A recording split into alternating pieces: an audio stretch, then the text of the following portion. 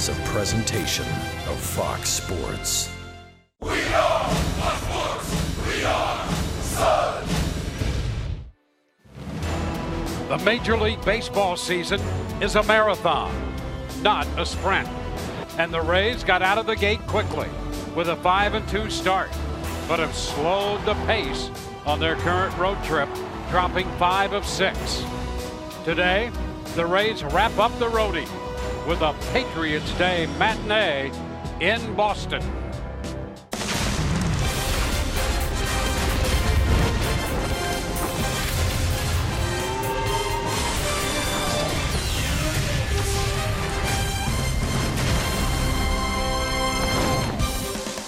Rays Baseball is presented by Echo Outdoor Power Equipment. We greet you on a gorgeous day in Boston for Patriots Day. Observing the anniversary of the Paul Revere ride and the battles of Lexington and Concord. And this is the wrap-up game of the series between the Rays and the Boston Red Sox. Hi again, everyone, with Brian Anderson, Dwayne Stats. So good to have you with us. Well, a gorgeous day for AM baseball. You know, the Rays have dropped 2 of the first 3 here, despite running third in the American League in runs scored. One of the reasons they've been able to do that with this revived offense is the guy who's in left field and DH, Corey Dickerson. Yeah, Corey Dickerson getting it done in a big way for the Rays. He's using the whole field offensively and swinging the bat with authority, and you're going to see this right here. Go ahead and play the shift on Corey Dickerson, and he's going to take you the other way. Right there, big home run in yesterday's game to straightaway center field. That .333 average, it leads the team. He's tied for the team lead in home runs with 3. And while the majority of those starts, Dwayne, like you said, come at DH, he's getting some opportunities in left field, and he is making the most of it. That play right there saves the Rays a couple of runs. This may have saved another run. Great strong throw right there to get Vasquez over at third base. And Corey Dickerson right now, all facets of the game are clicking. And the pitching matchup, Stephen Wright, the 32-year-old knuckleballer on the hill for Boston, an all-star pick last year. And for the Rays, the young lefty, Blake Snell. The Rays continue to look for Blake to work deep into a game as he wraps up this series and the road trip. The Rays and the Red Sox just moments away.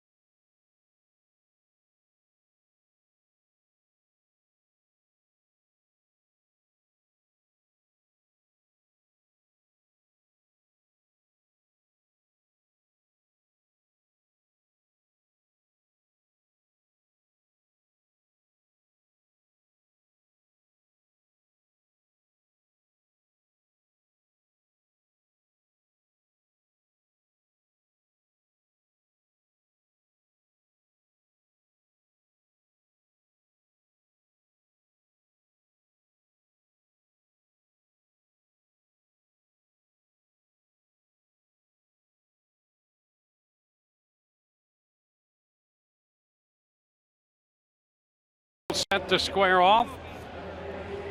A look at Stephen Wright. And a quick look at the starting lineup for the Rays, presented by your Southern Ford dealers. Corey Dickerson leads it off, then Kevin Kiermaier and Evan Longoria. Brad Miller, Steven Souza Jr., and Logan Morris in 4, 5, and 6. Ricky Weeks Jr. in there as the DH. Derek Norris will catch. Tim Beckham, a couple of hits, including a home run yesterday, will bat ninth. Well, and Stephen Wright takes the mound this afternoon for the Boston Red Sox. The knuckleballer had a rough go of it his last time out against the Orioles. 1 1/3 innings, 8 earned runs. First pitch of this game is too low. And Dickerson up there, starting the day 9th in the league and hitting at .333.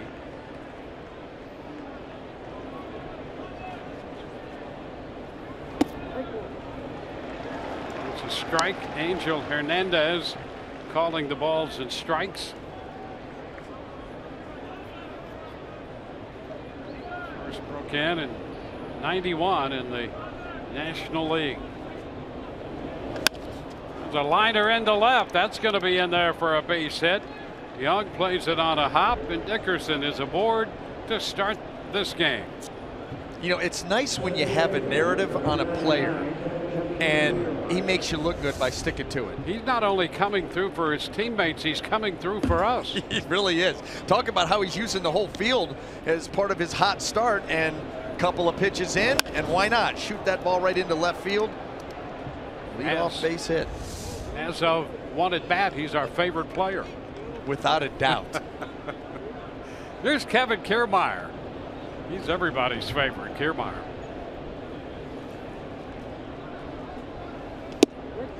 Well, you just have Pitch to. is a strike. You have to love the way this guy plays the game. That's the thing. He's easy to really like and to really root for because of the effort that he gives day in, day out, night in, night out. He only has one speed.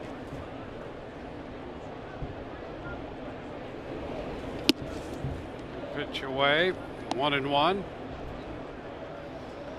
He has that Midwestern ethos about him. I know, and that's big with you. It is. That's big. I see you checking, birthplace, where they were raised, and then you sign off on them. Up and away, 2-1. Not that you wouldn't take a guy like Longoria from the West Coast. He fits in quite nicely. I was going to say, yeah, you could transplant him and wouldn't know the difference. That's right.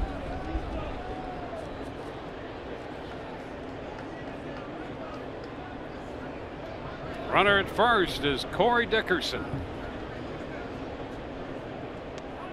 Toss over there.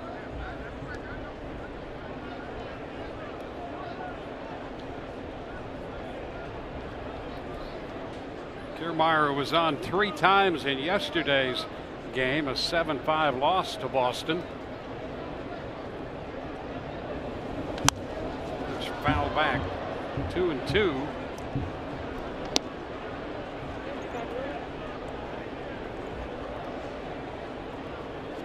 Right, last year a 13-game winner, 13-6.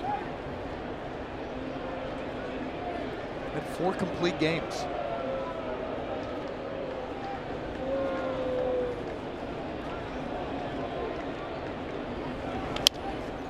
Popped up left side. Hernandez playing third today, and that ball pops right out of his glove and into the first row of seats down back a third. He seemed unsure of himself right from the time the moment the ball left the bat. Yeah, he acted as if that ball, it was a knuckleball from right, and his reactions as if that ball was knuckling, but is carrying on him a little bit. Did you see how early he looked to see where the wall in the dugout was? And he wasn't anywhere near it. It's just almost like unsure of his place on the field. Now ball 3 and the count is full. Boy, and the new life if you're Kevin Kiermaier. Yep. You think about the mistake that Marco Hernandez makes, and Kevin Kiermaier thinks he's walking back to the dugout 0 for 1, and it's like, wait a minute. No, yeah, second chance. Hernandez charged with an error on that play. And a line drive base hit into right field. So the Rays now with 2 men on, given another chance. Kiermaier comes up with a base hit. Let's take a look at the Red Sox defense here quickly, brought to you by Gold and Diamond Source. And in the outfield left to right, we have Chris Young, Andrew Benintendi, and Mookie Betts. And across the infield third to first, Marco Hernandez, Xander Bogaerts, Dustin Pedroia, and Mitch Moreland, with Sandy Leon behind the plate.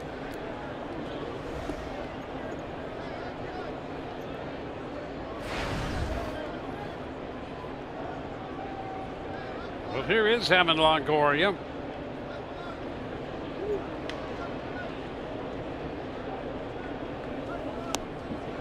Check swing and a foul ball. Well, a chance for the Rays to break out in front.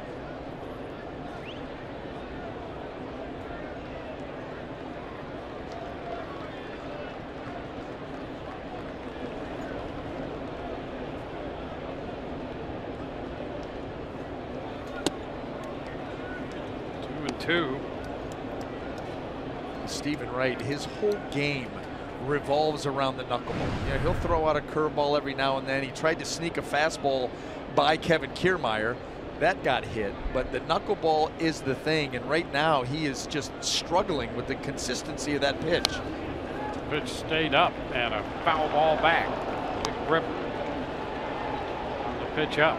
Well, and that's where you want it. Yep. Your knuckleballers, you see it high, let it fly. We go over that a few times, as many times as we've seen R.A. Dickey over the years up in Toronto. But the same principle applies here to Stephen Wright.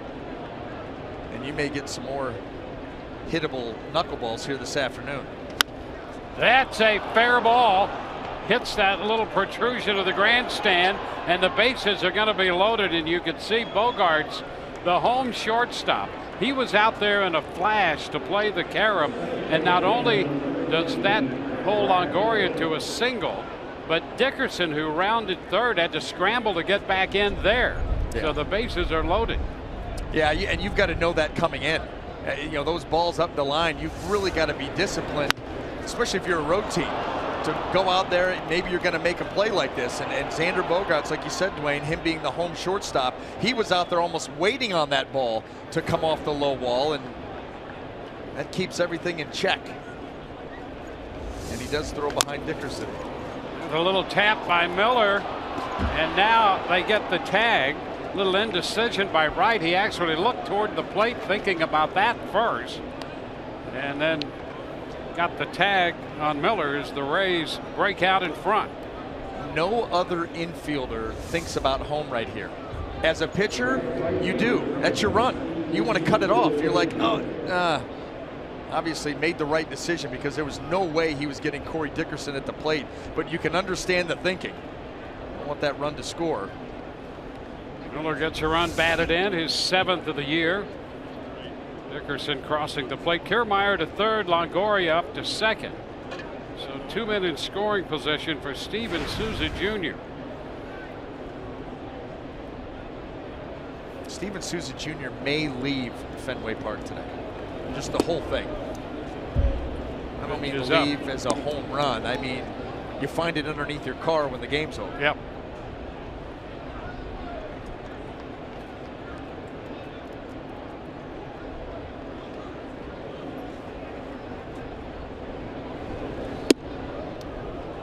Two and 0.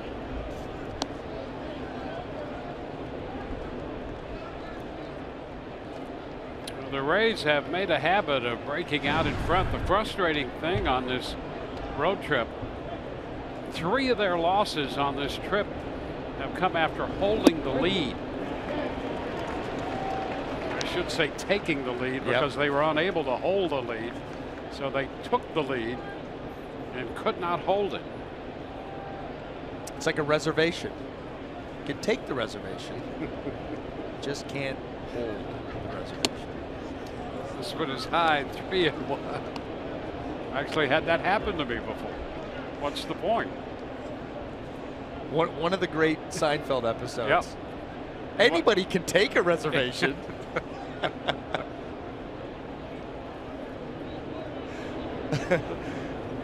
3-1 and a chopper fair deep back at third. Throw to first is in time. That'll get a run home. Kiermaier crosses the plate. Souza picks up a run batted in, and the Rays have a 2-0 lead. Well, Kevin Kiermaier, knowing where Marco Hernandez is playing, number one, and number two, zero hesitation is why he scored. You see a lot of guys, on third base and a hard hit ground ball or sharply hit ground ball to third, and they're not going to test the third baseman there. But he sees where Hernandez is, boom, contact, he is gone, doesn't even think about it. Logan Morrison with a man in scoring position. Pitch inside. Evan Longoria, the base runner, at second.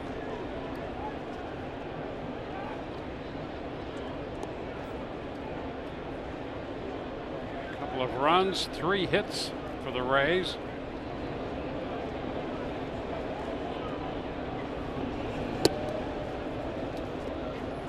Two 2-0.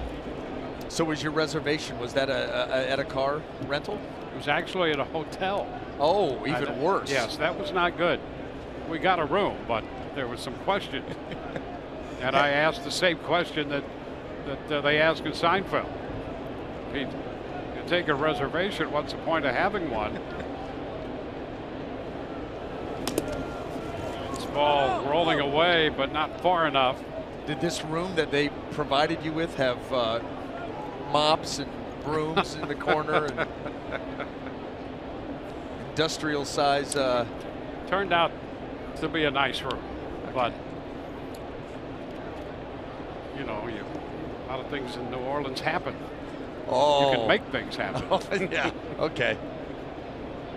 Makes a lot more sense now. Yeah. 2 runs home. It's like a morning talk show with this 11 a.m. start time. We'll be back with your calls in a moment. We have New Orleans on line 2. Yes. Just a way of life. Longoria out there. Morrison trying to get him home. And he draws the walk. Morrison to first, Longoria to second. Ricky Weeks Jr. will be the hitter after Leone spends a little time on the mound with Stephen Wright. And what do you tell a knuckleball? I wonder about that.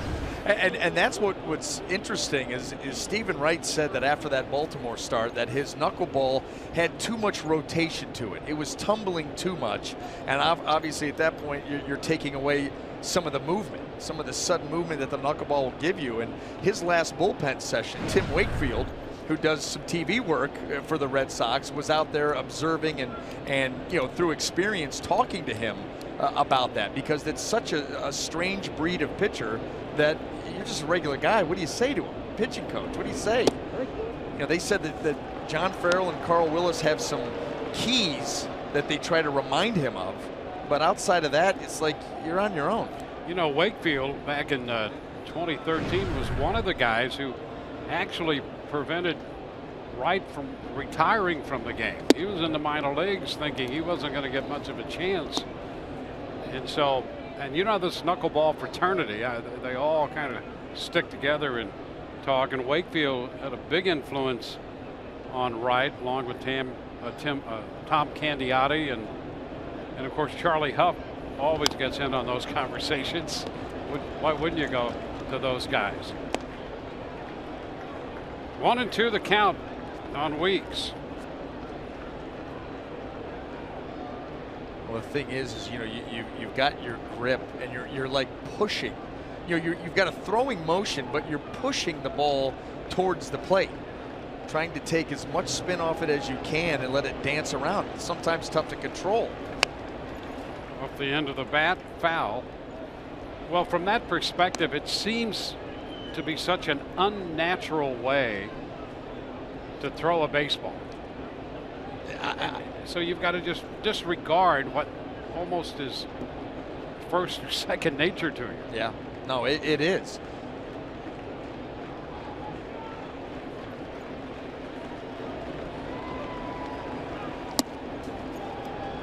2-2.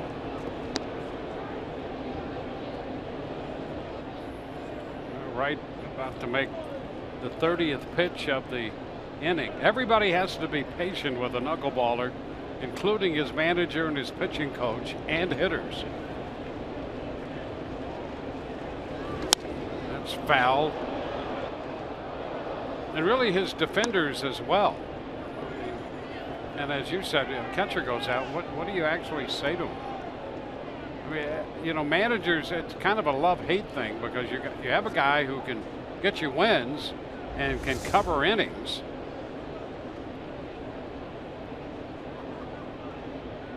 See that ball, you know, it's an easy read, and that ball didn't have a ton of movement. A few weeks just a little too early. And he reaches for this one and is out on strikes. Rays get a couple and take a 2-0 lead.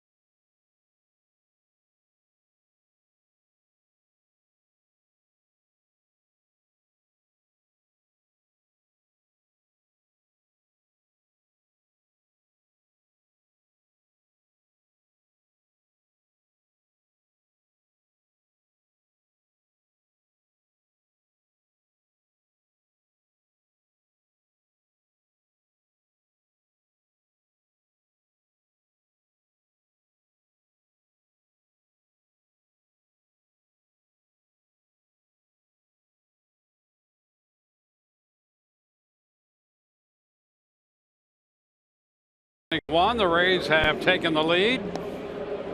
They'll be sending Blake Snell to the mound against this lineup presented by your Southern Ford dealers. Dustin Pedroia leads it off, followed by Andrew Benintendi. Mookie Betts hits third. Hanley Ramirez in the lineup as the DH. Xander Bogaerts, Mitch Moreland, then Chris Young, Sandy Leon, and Marco Hernandez. The third baseman bats ninth. And really, like we talk about every time Blake Snell takes the mound, what you're going to be looking at is command. And you can see right here, you know, with 11 and a third innings, 8 walks, numerous deep counts. And if Blake Snell is able to get that under control and command the fastball in the strike zone, he's nearly unhittable. Dustin Pedroia steps in to lead it off. First pitch is a fastball, and it's a called strike. Boy, he did a great job of driving that pitch to the spot. Glove side fastball, so the toughest one because you really got to get out in front. And Blake did a great job there. And a base hit off the fastball, driven right back through the middle. Pedroia's aboard. That one didn't quite get to the spot, middle of the plate, and Dustin Pedroia, middle of the field. Let's take a look at the Rays defense, brought to you by Gold and Diamond Source. And in the outfield, left to right, we have Dickerson, Kiermaier, and Souza Jr. And then across that infield, third to first, Longoria, Beckham, Miller, and Morrison. Derek Norris once again behind the plate. Here's Andrew Benintendi.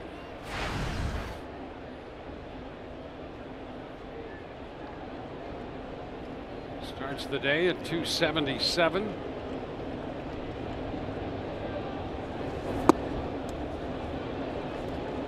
Snell has faced the Red Sox before, twice, both times at the Trop. He is 1-1 against this team and pitching for the first time at Fenway Park.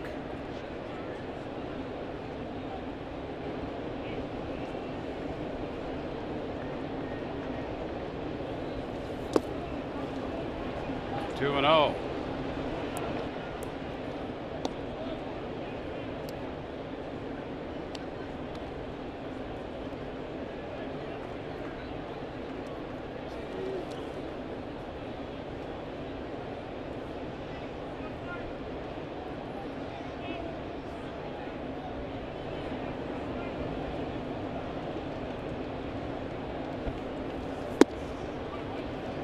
Now it's Snell who is behind in the count, 3-0. Trying to dot that outside corner with the fastball and really just yanking a few just off the plate. I'm going to issue free passes to this part of the lineup. Strike. You get into Betts and Ramirez and Bogarts behind these two good hitters to start things. Especially left on left.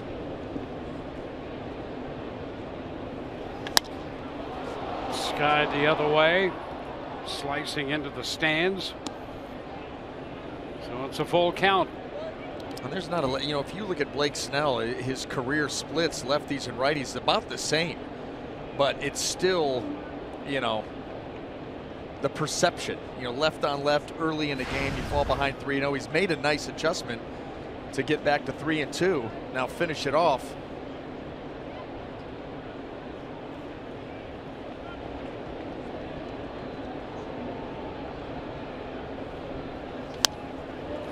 Fastball foul back.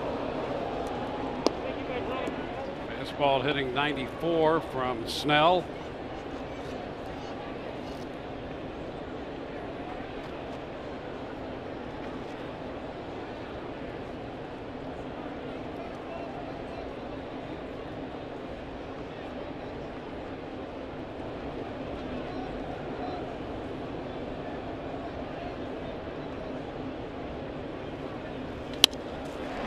It's a base hit the other way.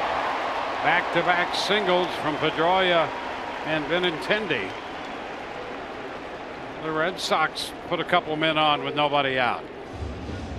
Well, and there's another example. We've seen a lot of this on the road trip. The Rays shift being taken advantage of. You see the shift right there. You see everybody on that side. Wide open left side. You got Evan Longoria manning that by himself. And there he goes. That's right. There's a ground ball to shortstop. You understand why the Rays do it, all the data and everything else, but it just seems like they've been victimized more on the shift, especially during this trip, than you can remember seeing. Benintendi sprays the ball all over the place. 1-0 here. Betts, the hitter. Pitch blocked by Norris. And here's the other thing. You think about the matchup. Benintendi, left-handed hitter, left-handed pitcher, and Blake Snell. More than likely, he's going to be driving that fastball down and away at a high velocity. Probably not going to be looking to pull there. I mean, you're kind of looking to go that way if you're Benintendi, because he's one of those guys that's capable of doing that. So you get the combo left on left, hard four-seam fastball away. Makes too much sense. That's what he did.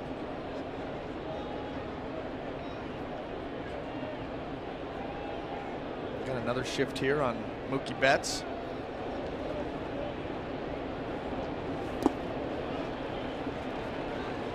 Two and one. Well, the Rays are using that shift more than anybody.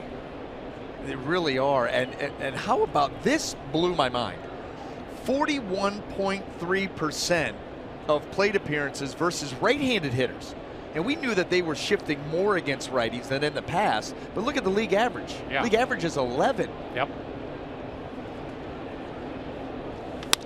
Ground ball toward the middle. The Rays going to get a double play, and right there, back of the bag, it was Miller to start what turned out to be an easy double play, 4-3, and Pedroia goes to third there with 2 outs. How about that? It giveth, and then you get that out back. You get the Benintendi out back. Look at where Brad Miller is, and right up the middle it goes. That's about as easy as you're going to see a double play made. So the shift pays off for 2 right there. And really, it's a wash. You could say it's 1 out of 2, but it got you the 2 outs. So I guess we seen a whole lot more of it. I was shocked, though. 41% with right-handed hitters. That's something else. Especially when you're that far ahead of the rest of the league. Yep.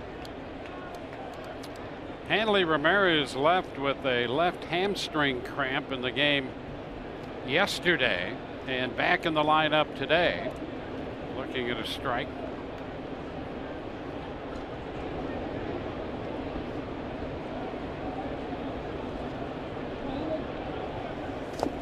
This one down. You know, this forever has been a game of numbers. And you can overdo it with numbers. There's no question, and we all try to guard against that. But at the end of the day, it is a game that has been forwarded by the numbers as you look back to all the different areas. But to see a number such as that one, it puts it in perspective. How often the Rays use the shift against right-handed hitting as opposed to what is otherwise the league-wide norm. I mean, that's a stark contrast. Think about it. The league-wide norm is for a lineup of 9 right-handed hitters, they're going to shift once. Yep. The Rays are shifted 4 times. 4 out of 10. Yeah. I mean, that is because you're talking about, it's not the Rays and another team. It's 29 other teams. And they're that far ahead as far as the percentage of shifting. Outlier. Well, listen, if it gets them a few more outs. Yep. Well, looking for that edge, however you can come up with it. 3-1 now on Ramirez. Pedroia at third.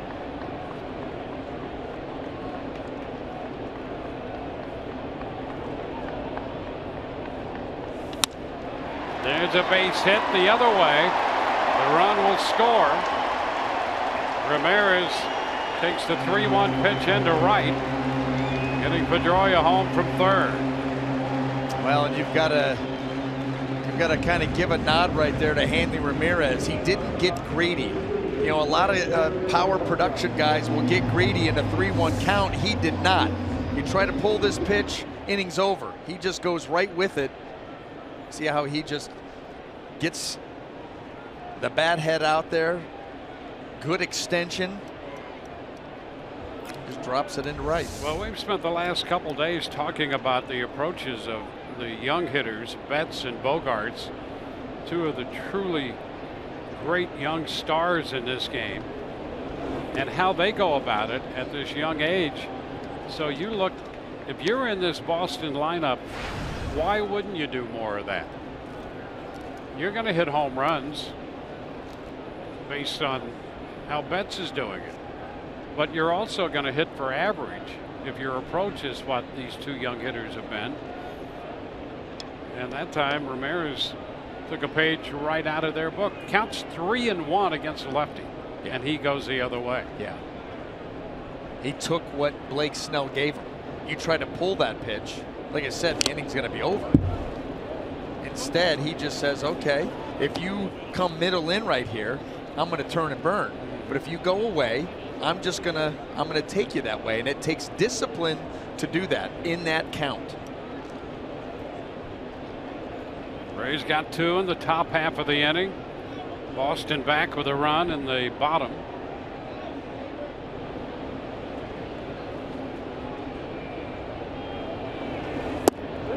Strike on the outside edge. The real question is, as far as Hanley Ramirez goes, what's the deal with the bunny whiskers? Day 2. I understood it yesterday. You're going with it again. Maybe he never left the park. It is an 11 a.m. game. Well, maybe that somebody got permanent markers. There's a pop foul, and Morrison grabs that one. Logan Morrison in foul territory with his back to the infield. Through 1, it's 2-1 Rays.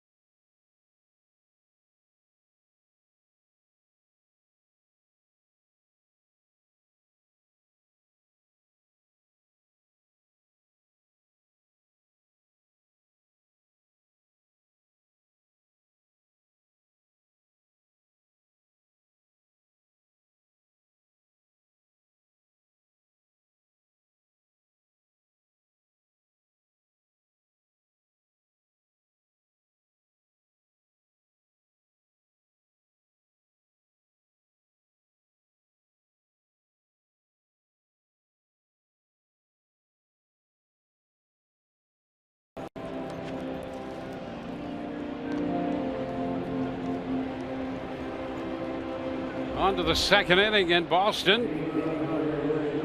Rays and the Red Sox on Patriots Day. An 11:05 start. And the Rays have been here quite often in the last few years to play this game.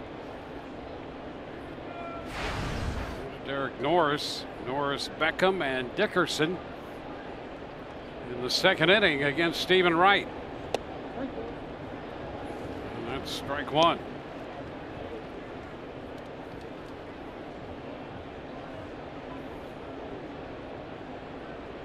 Rays got to Wright for a couple of runs, left 2 men on in the first.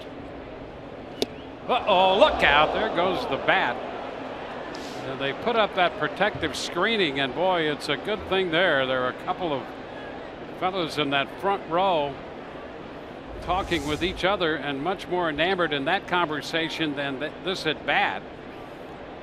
And had they not been protected, that would not have been a fun scene at all. No. Would have taken out a couple of the fellas.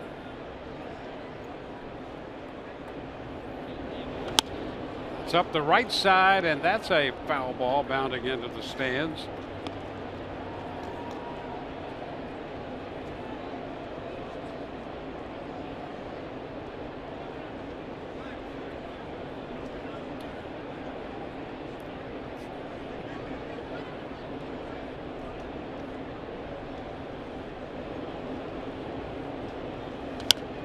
Another foul ball out of play.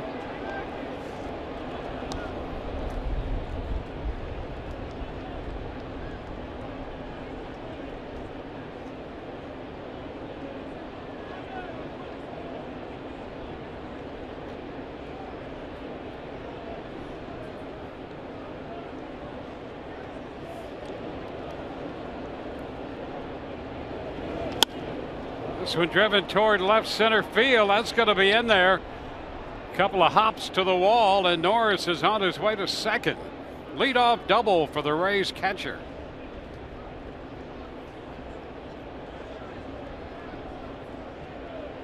Well, the Rays just continue to keep the pressure on Stephen Wright. Derek Norris.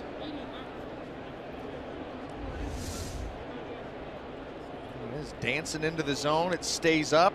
He gets right on it. Left center field.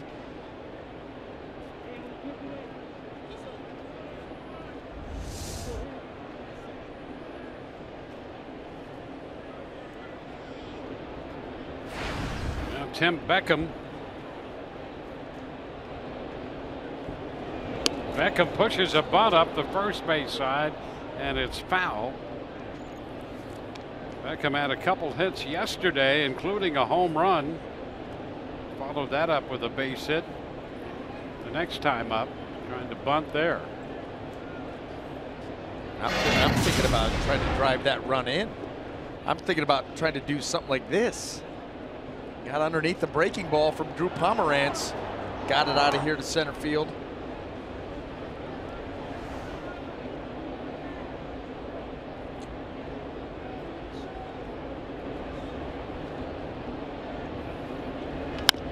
Chop headed to short.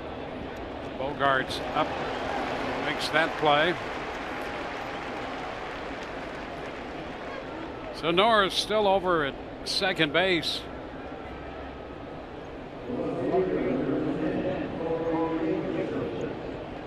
He's there with one out for the top of the order.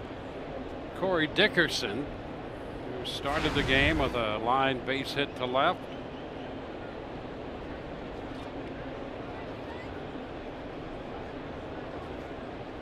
Well, in contrast to yesterday when the wind was blowing out to center, and a strong wind at that, just a very light breeze. It just started to pick up a little bit here. There's a foul ball back. And just as we started to talk about that, you can see the flag in center field become animated out there, blowing out to right. That breeze came out of nowhere. There was no breeze at all. And suddenly it has kicked up. So maybe you can get the Ball airborne again. He does. Hits a high fly ball. This one higher than it is deep. And Betts makes the catch. Norris will hold at second. That'll be the second out. Mookie Betts then showing off the arm, keeping Derek Norris at second base.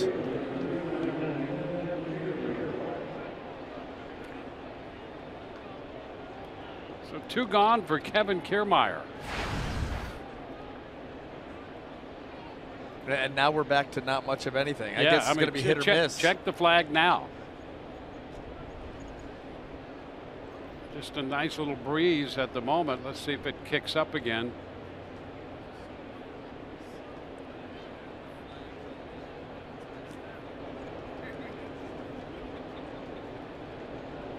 Kevin Kiermaier takes a pitch for a ball.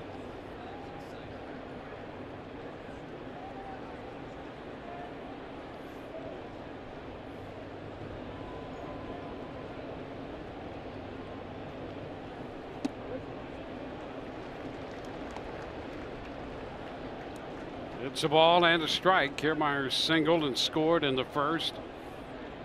Both those runs turned out to be unearned as a result of the Hernandez error at third.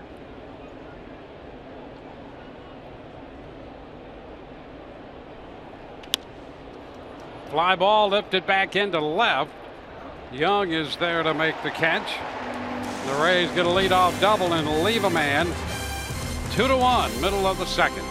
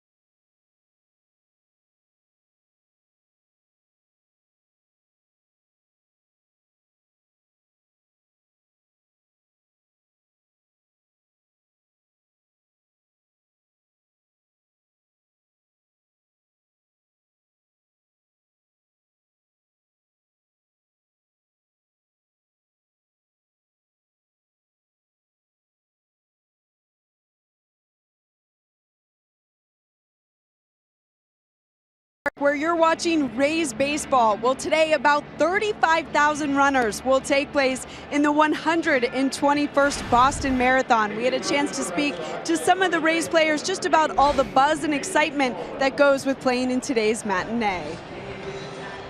It's really special. I mean, this city is awesome, and there's a lot of electricity, you know, a lot of pride, and you know, to be here for that is pretty cool. You can feel the energy in the city right now. Just walking around, you know, Boston this morning, you can feel the people out in numbers, and I'm excited to be here on Monday for that. I've seen the games a lot on TV, 11 o'clock games, and I was always wondering it'd be cool to play in that. So it's exciting to be here. Later on in today's game, we'll hear from some of the players on who they think could actually run the Boston Marathon. Dwayne? All right, Alex, thank you so much. Well, neither one of us will be involved in that, that's for sure. No, but they're right. The guys talking, the buzz in this city, the energy in this city over this weekend is something else. Mitch Moreland leading off the bottom of the second against Blake Snell. The count's a ball and a strike. Chris Young to follow, and then Sandy Leone, 6, 7, and 8 placed hitters.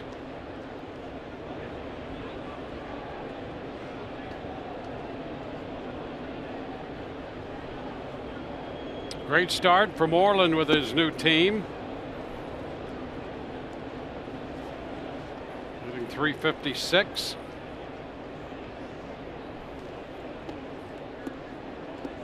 And he got off to a horrible start.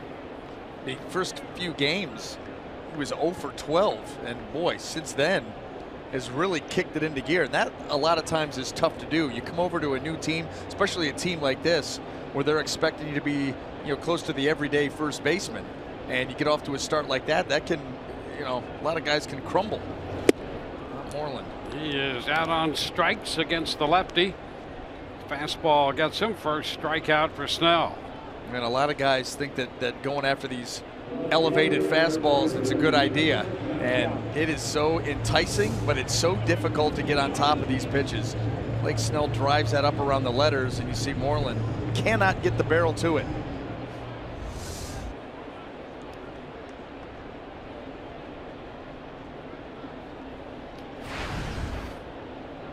Chris Young.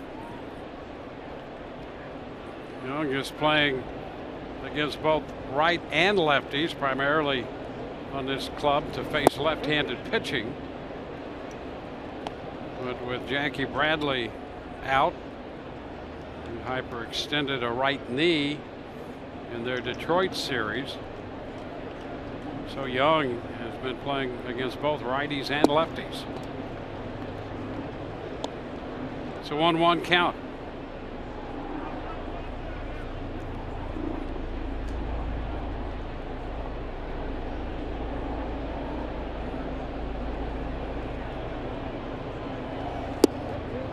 Here's a strike on the corner. 22 pitches in the first inning for Snell. And he's averaged almost 19 pitches per inning since coming to the big leagues. And he strikes out Young. Boy, opposite ends of the spectrum. Elevated heater for Mitch Moreland. And then after an initial fastball to Chris Young, he's going to drop 3 straight changeups. Saves the best for last, keeps it down, keeps it away, and gets Young out in front. That's impressive. And that's, Blake Snell's secondary pitches are impressive. Good depth on the curveball, good changeup. He'll throw a slider too. There's Sandy Leone. It's a little bit wide. Well, the challenge for him so far in the early stages of his career is to command the fastball well enough to get to the secondary pitches. Yep, that's right. It makes him more effective. He'll go with the 2-1. We've seen him even 3-1 go with some off-speed stuff, and that's great that you're able to do that. But how much more when it's 0-2 and you have him guessing? Change up? Am I going to elevate the fastball? Is he going to give me the big hook? I mean, you really can take out a lineup by pitching out in front. Let's see, like right there, 2-0 changeup to Sandy Leone. That's, it's great to be able to do that. Don't get me wrong, that's outstanding. But boy, when you're 0-2, so many more options.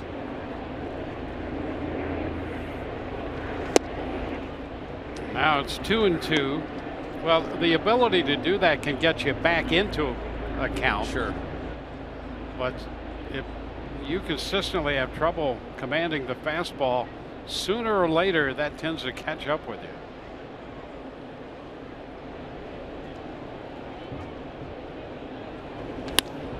Liner into center. That's a base hit.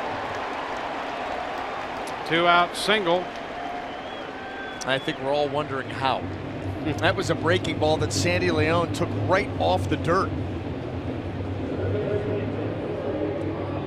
So a lot of different pitches in that at bat, and then he gets a breaking ball and goes down and gets it. That's the slider. And look at him go down there a few inches off the ground and get it elevated.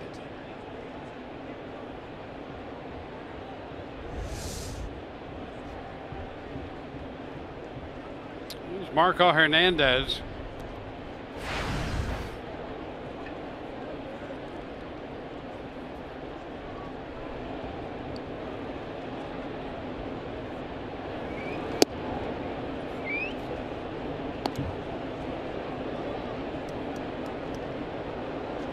Hernandez playing third base today.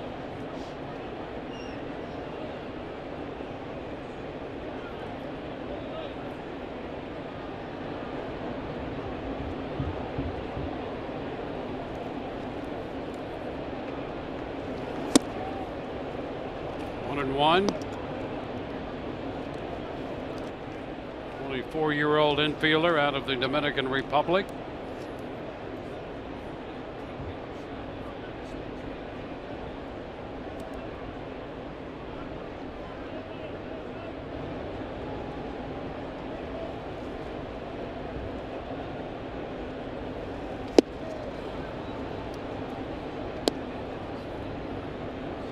Ball, 2 strikes.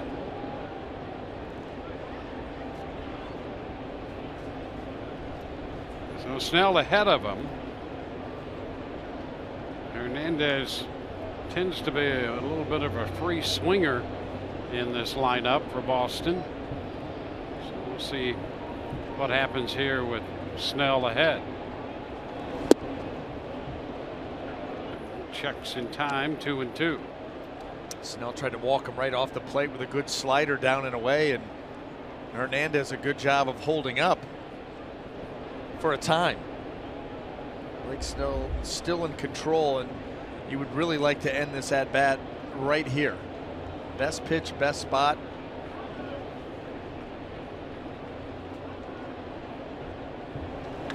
Ground ball to short. Beckham takes it to Miller. Oh, he drops the ball. Boy, that was out number 3 right there. And Hernandez reaches.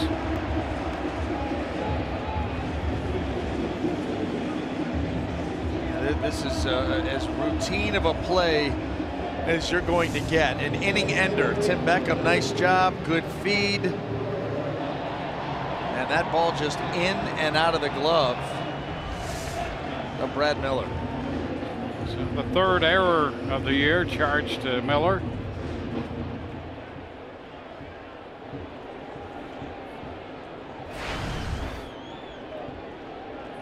Dustin Pedroia.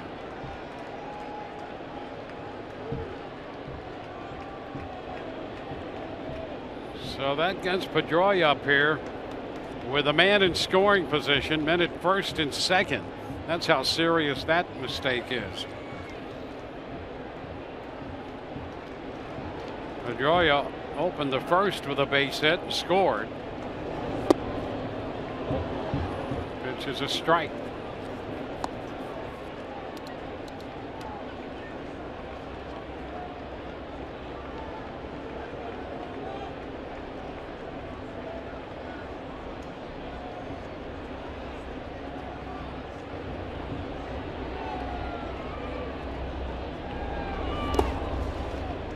One and one. Well, the difficult thing here too for a young pitcher is a lot of times when that ball, you see it fielded cleanly by Tim Beckham, you check out. The inning's over. And now all of a sudden you get that error and you've got to kind of regroup, refocus, and realize that not only do you have some more hitters to face or one more hitter to face, it's a tough hitter and there's runners in scoring position. Ball 2 down.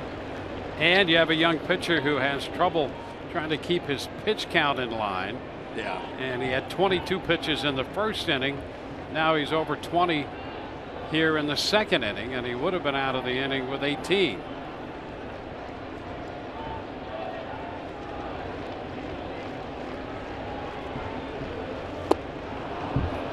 Two and two. Nice pitch right there. Yeah, he's not afraid to use the changeup. We saw 3 in a row. That was the strikeout to Chris Young. There once again behind in the count going with the changeup with good results. And now you put the little bit of doubt in Dustin Pedroia's mind. Now he's an accomplished hitter, no question about it, but not really sure what Blake's going to do here. Ooh, he missed wide right there. Tried to finish it with a fastball. Full count. He really tried to drive this right to the outside corner, trying to get some help there from Derek Norris. Angel Hernandez not biting.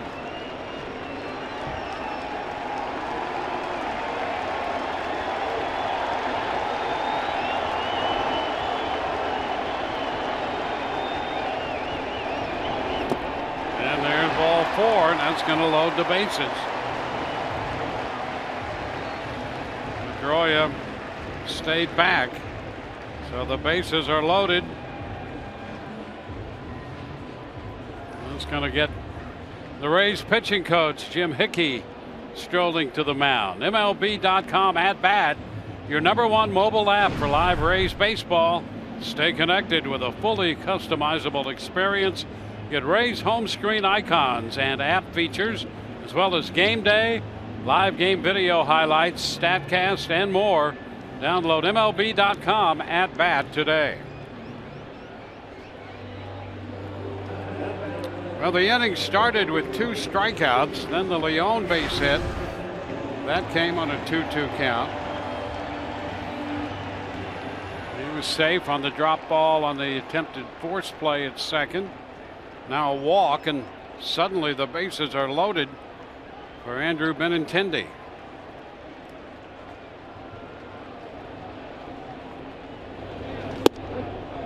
First pitch is a strike.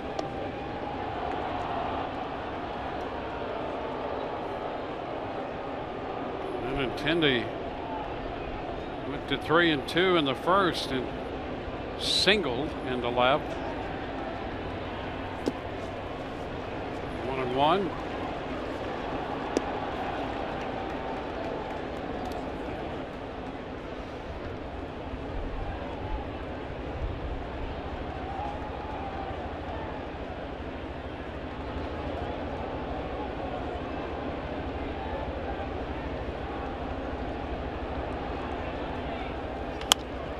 Foul going to be out of play. Snell ahead in the count.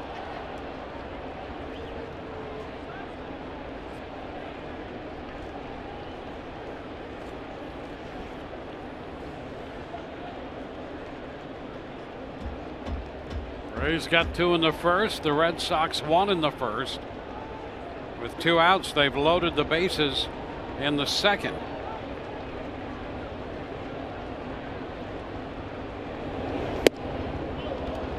Fastball misses. Norris wanted that pitch up and then tried to surround it close to the zone, maybe get the call from Hernandez. To get out around that pitch. Ooh. 2-2. Line drive into center, and that's going to drop for a base hit. Leon scores. Throw to the plate. Standing up, Hernandez crosses the plate. Pedroia stops at second. And Benintendi, with a line drive to center, gives Boston the lead, 3-2. And Derek Norris, you know, he was almost able to deke Marco Hernandez and tag him out. Did not slide. Goes with the slider. Benintendi cuts down on the swing and used the middle of the field. What else is new? And there, the strong throw from Kiermaier. And right there, Marco Hernandez. And he had a long discussion with Sandy Leon walking back to the dugout because no one was telling him to get down and slide. And boy, does that error loom large now. Goodness. See how Derek Norris just stays calm and swing the tag that close. Had no idea. Oh, Mookie Betts pitch upstairs. Well, 2 unearned runs, and the Red Sox lead 3-2.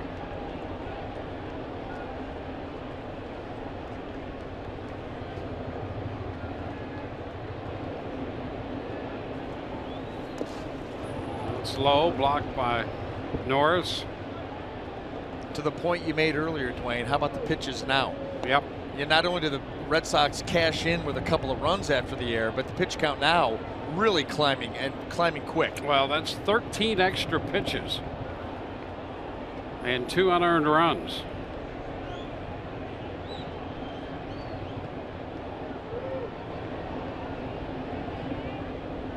It's a 31 pitch inning right now.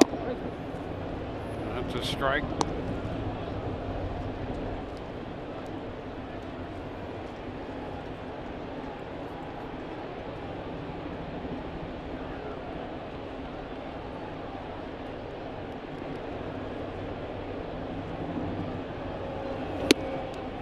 3-1.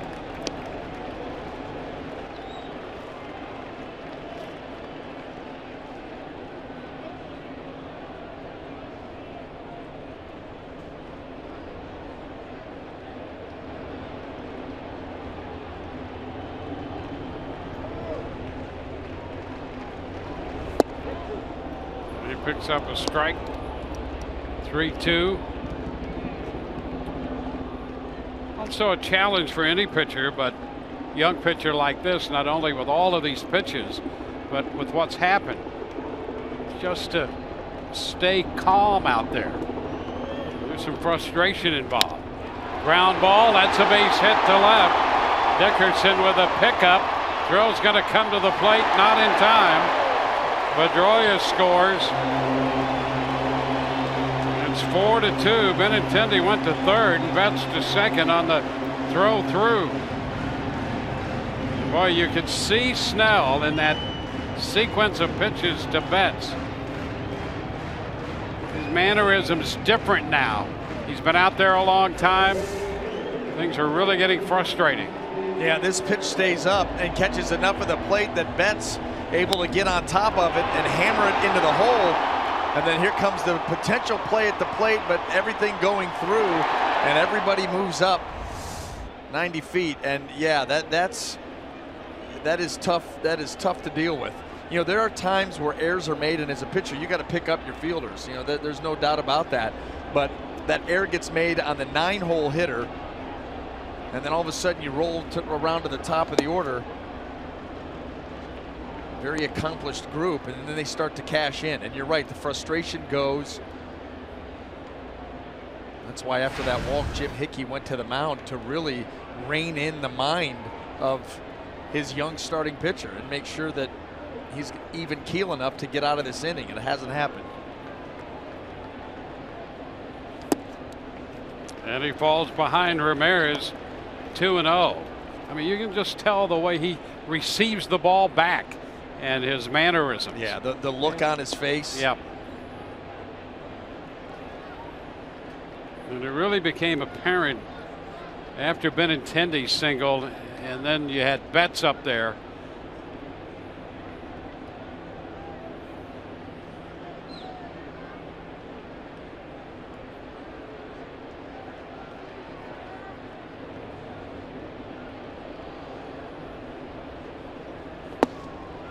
And 3-0 to Ramirez.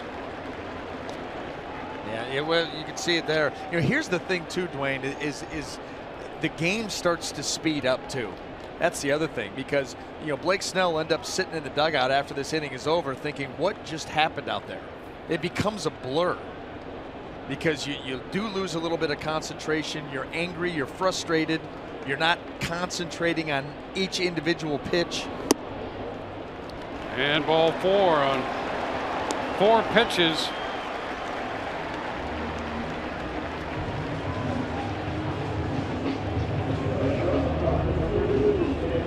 Well, it's gone from what would have been an 18-pitch inning to a 39-pitch inning. And now you've got the bullpen scrambling.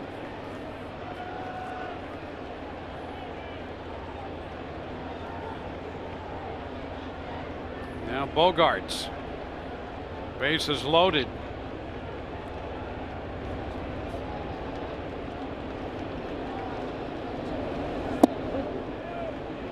And the first pitch is a strike.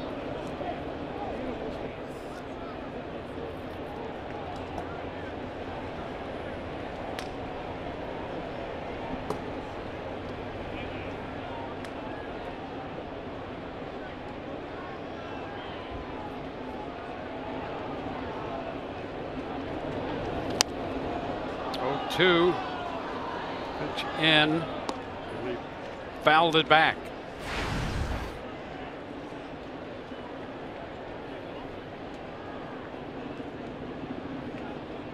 And this could be your ball game right here too. This Yep. at bat. Mm-hmm. Figure out a way to keep this a 2-run deficit. Should get some opportunities against Stephen Wright as this game moves forward.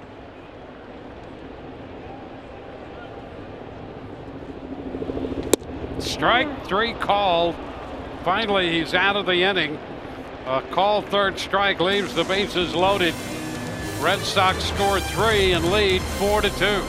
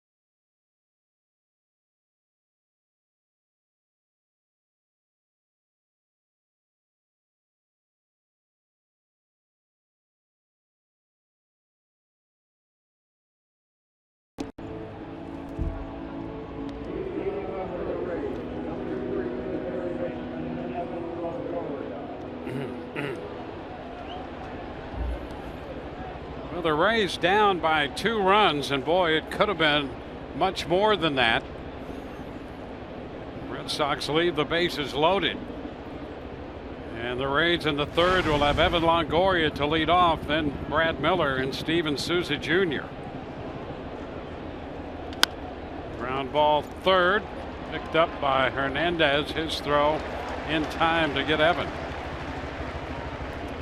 So Wright picks up an out on 1 pitch. You know, Dwayne, you were talking about how noticeably frustrated Blake Snell was that last half inning, and you picked up on that, and it was absolutely true. You realize, so now all 3 of those runs were unearned. He's now given up 6 unearned runs. No, excuse me, 7 unearned runs on the season. I mean, so it's yes, this one isolated incident, but he has been victimized numerous times by his defense. Yep. And it's tough to pitch through, particularly for a young pitcher. And you have to really battle your way through that. So you look at it, you know, as maybe a growth experience where you go back. You don't want to have any part of needing to do that, but you have to do it. Yeah, no, that you do, because errors are part of the game. They're going to be made, and you're never going to be able to escape that. So you've got to find a way, whatever you have to do. You know, whether you got to take a knee behind the, behind the mound for 15 seconds, whatever you have to do to clear the head. Here's Miller skying one deep to left. That ball's going to be off the green monster. Miller's on his way to second, and he has a 2-base hit. So Miller, who had driven in a run in the first, doubles with 1 out in the third as the Rays try to assert some offense now. Well, that's the one thing that you've got to be confident about. Stephen Wright had a disastrous outing his last time out. Rays have already got him for a couple of runs. This knuckleball right here actually does have pretty good movement down in the zone, but Brad Miller's able to lift it and get it off the monster. Yeah, that's the thing about Miller and the offensive side of his game. He will hit pitches you marvel at. He is some kind of strong. Oh boy. Steven Souza Jr. into short left center. That's going to drop for a base hit. And the Rays have men at first and third. Now, this is also why that at-bat against Xander Bogaerts was so big, and Blake Snell was able to get him looking on a changeup. And right back comes the Rays offense, threatening again.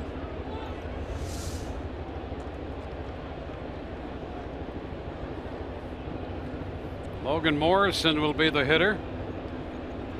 Logan is seeing the ball very well right now, too. Took a walk his first time up. Night and day the start he's off to this year compared to last. It's a foul ball the other way out of play. Yeah, just as different as it could be in all respects. He went 6 for 60 in April last year and was 2 for 29 on this date a year ago, hitting .069 with 0 runs batted in. Started today at .325 with 3 homers and 10 runs batted in. Down in the count right now. A hard knuckleball caught him by surprise. You know, we've seen Stephen Wright, the knuckleball, you know, varying. Seen it as low as 67. That one was at 77, so he will change speeds on that pitch.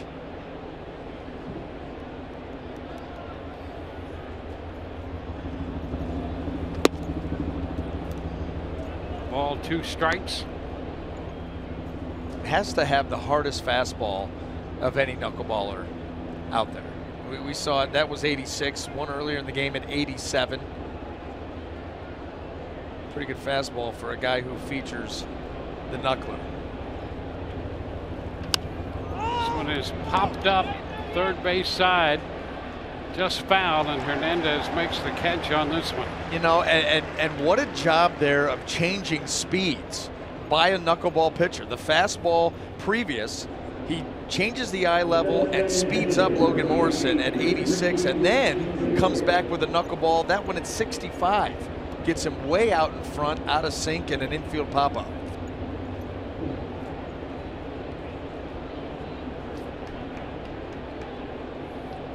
Ricky Weeks Jr.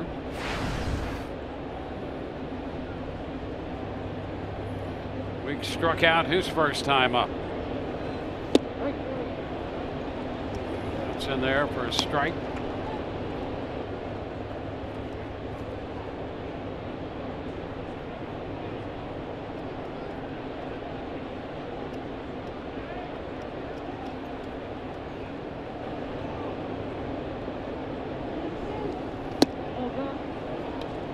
One and one.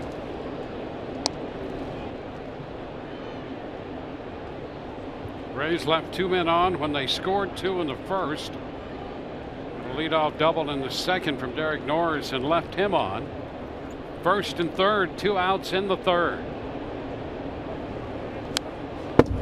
Pitch up, a knuckleball foul back. Taking a little bit more off of it. How about that? You know, you're predictable in the sense that you're primarily knuckleballs.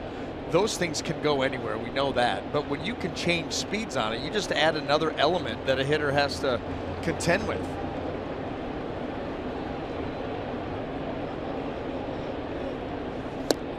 Weeks is out on strikes. That was the hard one. But it's 77, so he goes from 64 to 77. See you later, and the Rays leave 2, trail by 2.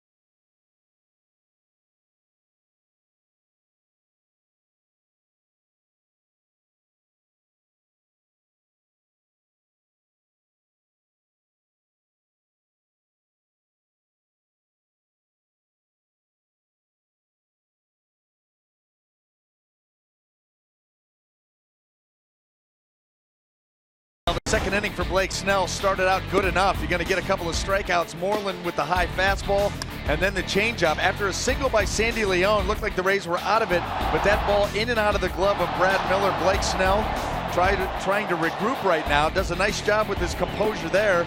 And then he's going to walk Dustin Pedroia. That's going to bring Jim Hickey to the mound. And then Andrew Benintendi with 2 strikes. Mookie Betts gets a ball in the hole. And the runs start to come in. Blake Snell starts to get frustrated. And that's where we stand right now as we head in the bottom of the third.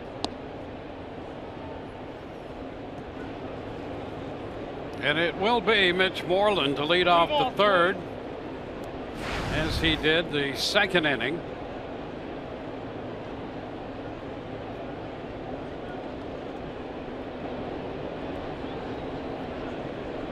As it turned out, Snell struck out the side in the second. Gave up 3 unearned runs and made 42 pitches. A strike here on Moreland. He started the inning by striking out Moreland and Young, ended it by striking out Bogarts, but a lot happened in between.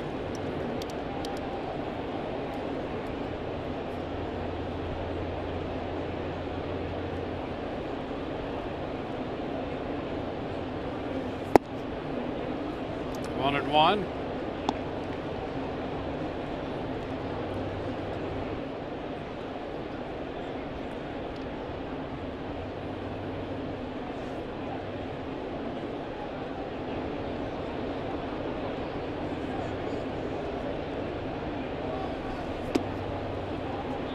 Now it's a 2-ball, 1-strike count.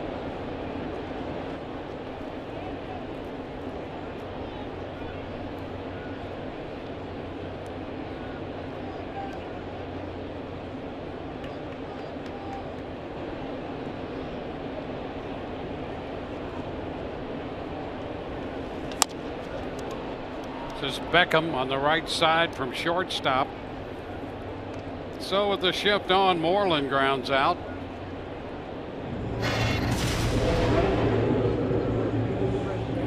It's 1 away. Toyota inside look. Boston Marathon, 121st running of the marathon. First race back in 1897. Fastest men's open time, Geoffrey Moutet.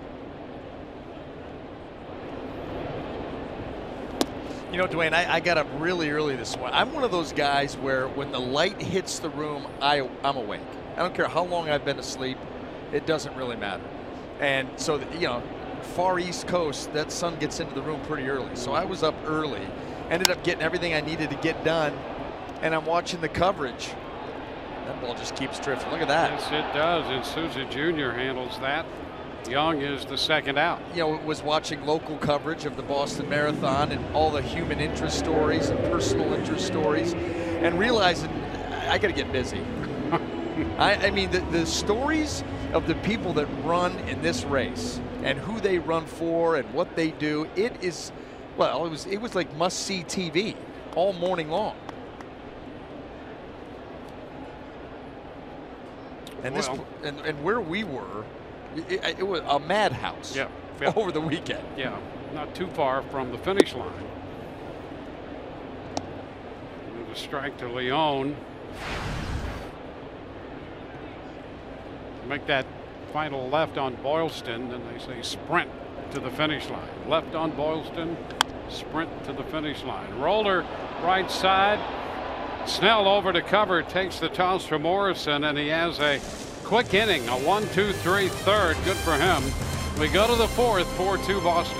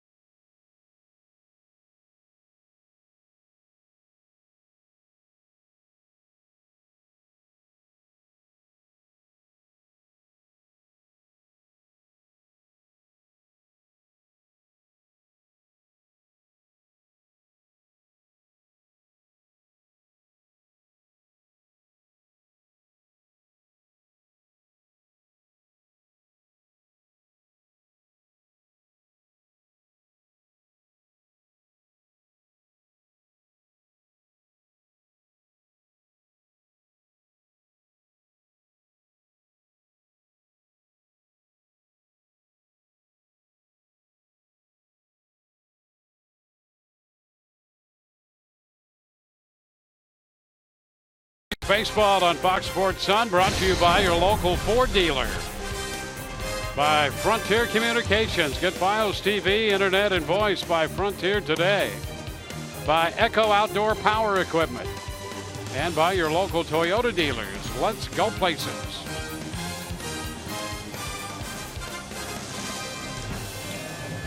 Well, the 121st running of the Boston Marathon today, and the elite top finishers, people have already finished, which is amazing. I mean, you saw the times. Galen Rupp, USA, second. What, 2 hours, 9 minutes and some change to cover 26.2 miles? Yeah, you were quite taken by all of the pageantry down near the hotel and close to the finish line, and watching the features and the human interest part of this event. There's Norris with a fly ball to right, the first out. I mean, you were really involved in that, right? I was. I mean, I got everything early. I got up and got it all done. It's getaway day, so getaway you have to pack. Got to pack. Yep. So that was all mostly done last night. Had a few last minute things to take care of. Jump in the shower, get that stuff packed, and called for luggage early. Had everything that I was going to wear laid out. Yep. And the luggage came up early, and I had time to kill. So I'm like, you know what? I'm just going to go ahead and lean back and watch some of this Boston Marathon coverage. Was immersed in the stories, realizing that I need to get it together, number one, and get some sense of purpose, because I'm just feeling worse and worse about myself after every story. It's not a purpose-driven life. This morning it didn't feel like it. So then I realized, it's getting close to the time that I want to walk. I want to walk the finish line, and I want to walk up Boylston and get some coffee and walk into Fenway. What a great way to start the day, right? Sure. Morning jaunt. Yep. And I get up and I get my shirt buttoned up good, get the pants on, everything's ready to go. Except I realized I didn't have any shoes. I had changed what I was going to wear and ended up packing both pairs of shoes. Yep. And so I'm like, well, I have no shoes. And by the way, I love this story. There's no place to buy shoes at 7:45 in the morning. And I'm thinking, well, I could always go downstairs. There's a store down there I could probably get some shoes. They don't open till 10. We play at 11. Yep. And I'm in panic mode because I don't have shoes. You're not. And there's nowhere to get them. If you had been playing now, and this had been a different era, you would have been known as No Shoes Anderson. That's right. Bogarts from shortstop, one hops a throw, and they're going to get Beckham. Remember Billy White Shoes Johnson? Right. Played for the Houston Oilers and the Atlanta Falcons, I think a year with Washington. White shoes. You would be No Shoes. Brian No Shoes Anderson. You couldn't go shoeless because that's already taken. Yeah, that's right. How about this?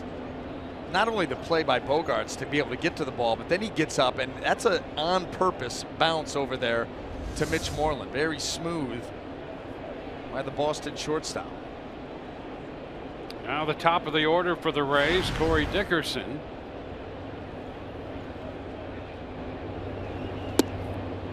Pitch is down. I was able to get a hold of the supervisor. They were just loading the luggage on the truck. And he saved you. Yeah, they brought it back up. Substantial compensation given to the gentleman that had to pull that off the, beats buying a pair of shoes at a store that's not open yet. And that really got the day off. But then, I walked down there, all the pageantry, all the security. Yeah. Because I had the roller bag and the over-the-shoulder bag, and security was tight. But boy, it was a cool atmosphere.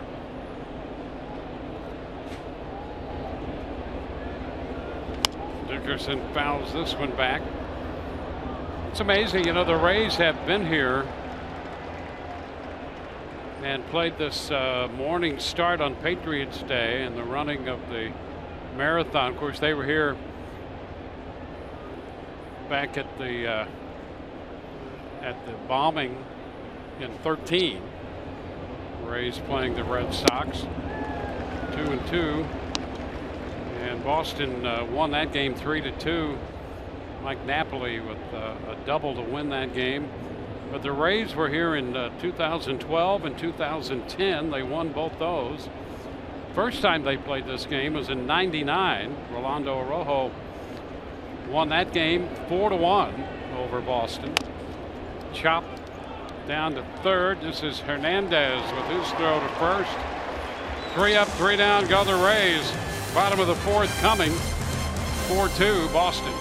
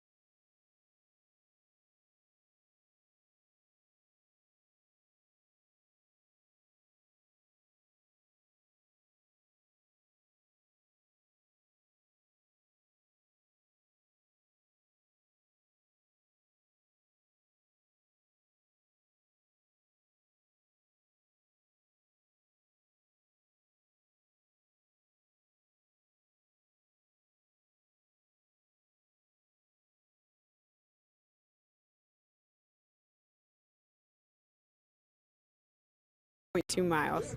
Maybe Jumbo. I bet Sucre can do it like really, really fast. And Jumbo beside, like, he's going to be the first and second play for sure. You know, Charlie Montoyo, he runs a lot. So I think that he would be the guy that I'd put in that race. And he might even place up at the top.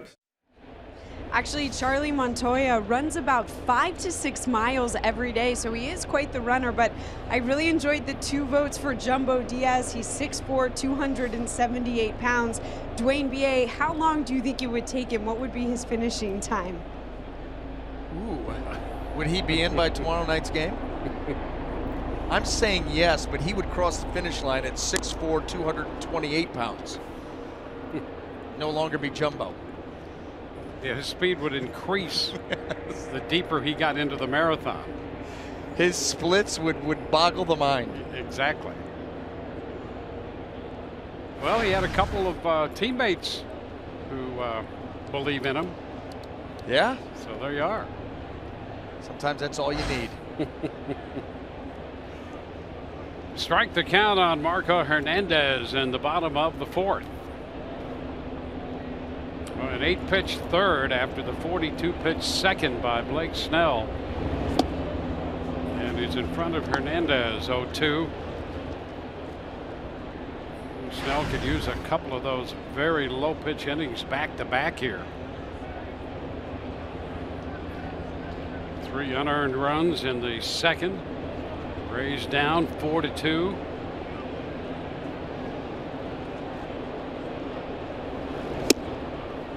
Hernandez is out on 3 pitches. 1 up, 1 down. Blake Snell, since that disastrous second inning, you're seeing a guy pitching with a chip on his shoulder. You're just making short work here. Marco Hernandez, breaking ball, elevated heater, didn't even get it to where he wanted, but still, he's not a happy man out there on the mound. Drops that breaking ball in there for a strike. And you know, that's not a bad thing either. You know, it's sometimes an inning like that will encourage you to, I'm going to take care of this myself. Amen. Amen. And I think you're right in the sense that that's a great growth moment for Blake Snell. The realization that that stuff's going to happen behind me and I've got to find a way. Well, I don't know what I'm going to have to do, but I have to do something to be able to put that out of my mind and go back to attacking like he is right now. balls and a strike. Yeah, if you start to feel that and execute based on that feeling, it's a nice combination.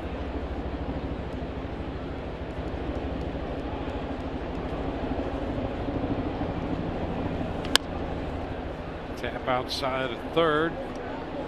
2-2. Well, that's why the Rays have been so high on him anyway. They see what could be with a young pitcher like this. And like every young pitcher, young player, all of us, one way or another, there is a developmental process. Full count on Pedroia.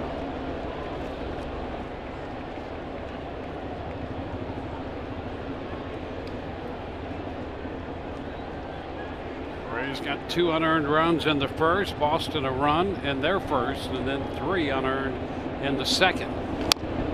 That's a foul ball. Longoria going to play it anyway, but just foul, and Ted Barrett's on the call down there. And if there are any of the young ones watching this game, that's what you do. You let the umpire make the call. Don't you make it for him. You just make the play. And that ball clearly on the wrong side of third base, but Evan Longoria, irregardless, is going to field that and then make the throw. Ted Barrett then calls it foul. That's fine, but I'm not going to assume. Hey, umpires are people too. What if he calls it fair? Yeah. You might know that it's foul, but if he says it's fair, where do you go with that? So make the play. It's fouled straight back, out of play. So Pedroia battling Blake Snell here in the bottom of the fourth. Yeah, what I am going to say is I think that our youth viewership right now is probably pretty low at this point. It should be in school. But, you know, DVR, watch it later. Yeah, that's it. Yeah. Down to short. Beckham makes the play. Pedroia is out of there. 2 gone. And on the topic, $2 Kid Tuesdays presented by Morgan Auto Group continues this Tuesday. The Rays host the Tigers. You can purchase $2 tickets for kids 14 and under with the purchase of a full price adult ticket. That's a good night out of the ballpark. All fans can get $2 hot dogs presented by KM Franks. Call 888-FAN-RAYS or visit raysbaseball.com/specials. Well, the Rays have started this season inside the American League East. Benintendi takes a strike. When they get home, they're going to be out of the East, but it doesn't necessarily get any easier. The Tigers are in. They're in first place in the Central. Houston comes in, and the Astros are in first in the AL West. Snell's going to have to cover, going to be close, and the ball by Snell on a quick toss. Backed up quickly by Morrison. And Benintendi is aboard for the 3rd time. That's going to be a hit. Scratch hit by the Red Sox young outfielder. I'm not usually a fan of sliding into first, but with all the traffic over there, Benintendi, you can see right there with the bat flip, he smells hit. And then with all the bodies converging, he just dives, grabs that, touches first base, and gets out of the way. Morrison tried to make a quick flip over there, and Benintendi's in with a hit.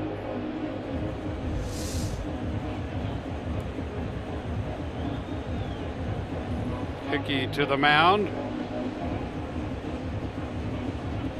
So Benintendi is aboard, and Mookie Betts becomes the hitter.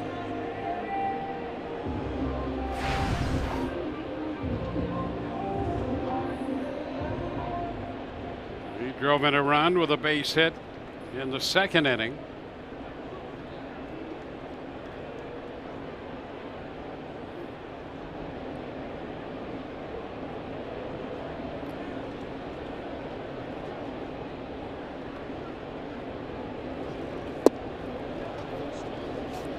Too low, just low.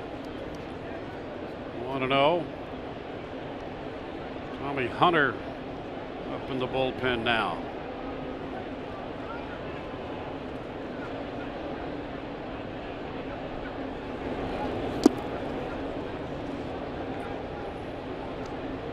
2-0. Hanley Ramirez on deck.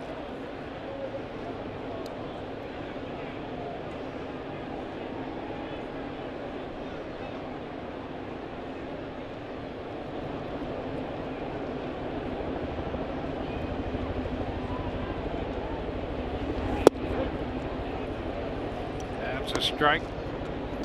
2-1. Mookie Betts, Silver Slugger Award. Louisville Slugger. And how about that? Gold Glove. He's 24 years old. He was the MVP runner-up. And still a lot of hardware. Down to third. Longoria is going to take it to Miller for the force to retire the side. And we're going to head into the fifth. 4-2 Boston.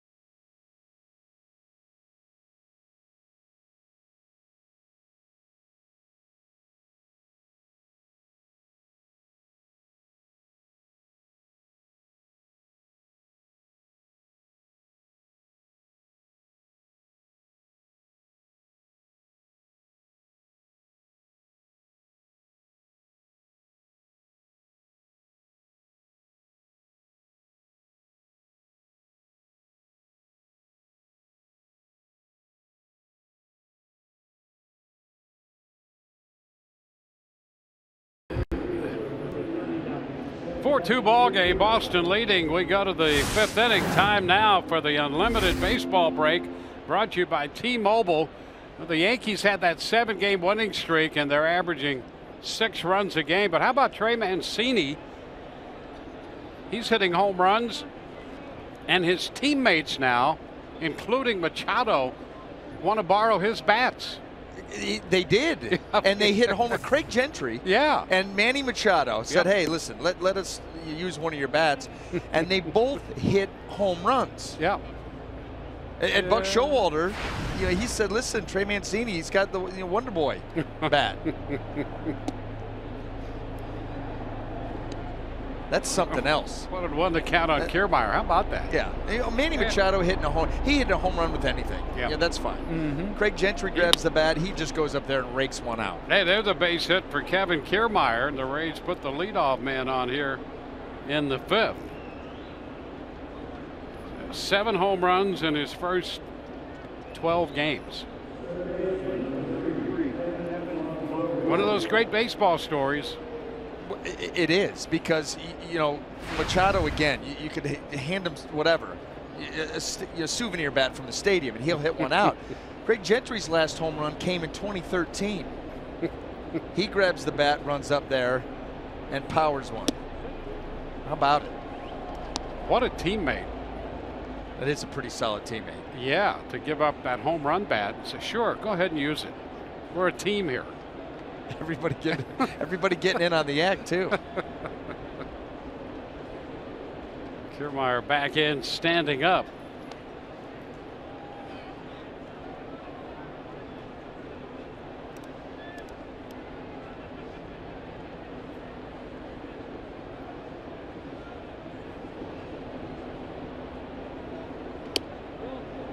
It's upstairs.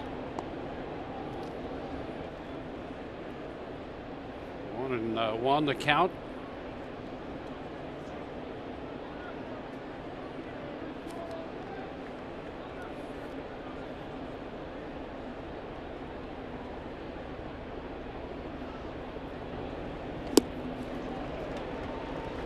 2 strikes. Hey, the other good story, Bartolo Colon pitching and helping the Braves. They moved into their new ballpark, and they're unbeaten there. They're off to a 5-6 start. They're 3-0 at home. That's another big story. That's the way to. Bartolo Colon. He's now 85 years old and still pitching. No, he with one pitch. He's 43, I think. Dwayne, when I was with the Indians and splitting time between Buffalo and the big leagues, he was coming up through the system. Mm-hmm. I mean, that was, and he's still doing it. And the thing is back then, he was a overpower you type of pitcher. Mm-hmm. I mean, short, stocky, and he could blow that fastball mid-upper 90s. Mm-hmm. And, I mean, he could just absolutely overpower a lineup, good breaking stuff. And now he's become this sinker baller who he'll just go out there and he doesn't. You talk about a guy playing on borrowed time. His whole attitude is just, hey, I'm going to go out there. I'm going to sink it 85, 90 times. What are you going to do? And he continues to get results. Ground ball from Longoria, double play ball. And the Red Sox turn it. Bogarts Pedroia to Moreland. So Wright gets a big double play following the base hit by Kiermaier.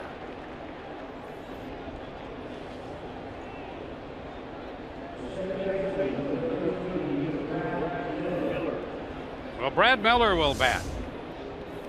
Here's the double play. Yeah, that ground ball leading him right towards the bag, and then the shovel to Pedroia and over to first. They've done that a few times.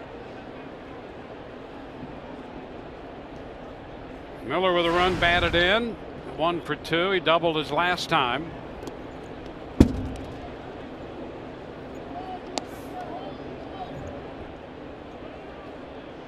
The Rays grabbed an early lead, but as has been the story on this road trip, it has gotten away from them.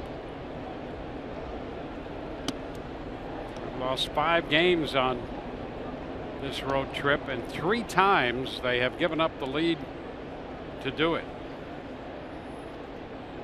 Trying to avoid that today. They're going to have to come back after having the lead if they are to avoid dropping another one. Facing Stephen Wright, 32-year-old knuckleballer.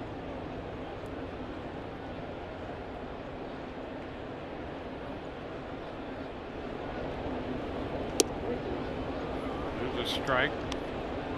Wright had been with Cleveland, went to school at the University of Hawaii, and then played in the Alaskan summer leagues. So he has pursued that dream and was still in the minor leagues in 2013 and thinking about giving it up. Had a child on the way and just not making any money in the minor leagues, and started to seriously think about pursuing other interests to make a living. And by last year, he made the All-Star team. How about that turnaround? Yep. Gonna walk away from the game, All-Star a couple years later. Oh, strike 3 call, and Miller not happy with that one. Rays are out in the 5th. A couple strikeouts, and Miller has a parting word or two with Angel Hernandez. Rays down by 2.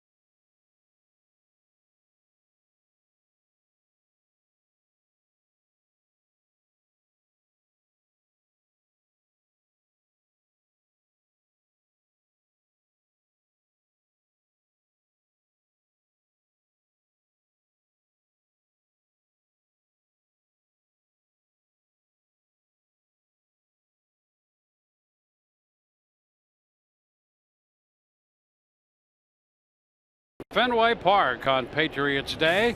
Geico's great moment. It's an official holiday in Massachusetts and Maine, for that matter, commemorating the anniversary of the battles of Lexington and Concord. Of course, the Boston Marathon has been run on this holiday every year since 1897. Hanley Ramirez takes a pitch too low, a ball and no strikes.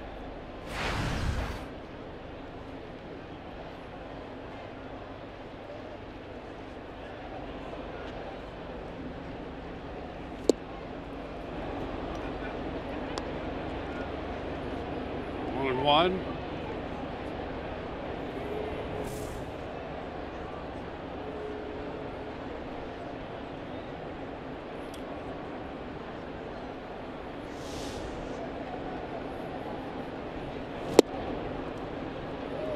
One and two. As you can tell, Patriots Day, a special day here in Boston. Those colonial and the early American Revolutionary uniforms and the paraphernalia here.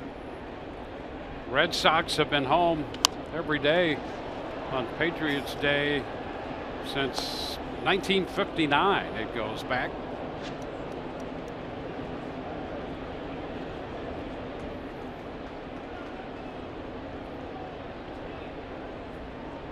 And what a perfect day, because this time of year could be, in fact, in Tampa Bay Devil Rays and Rays history, there was a game here, I think it was on this day.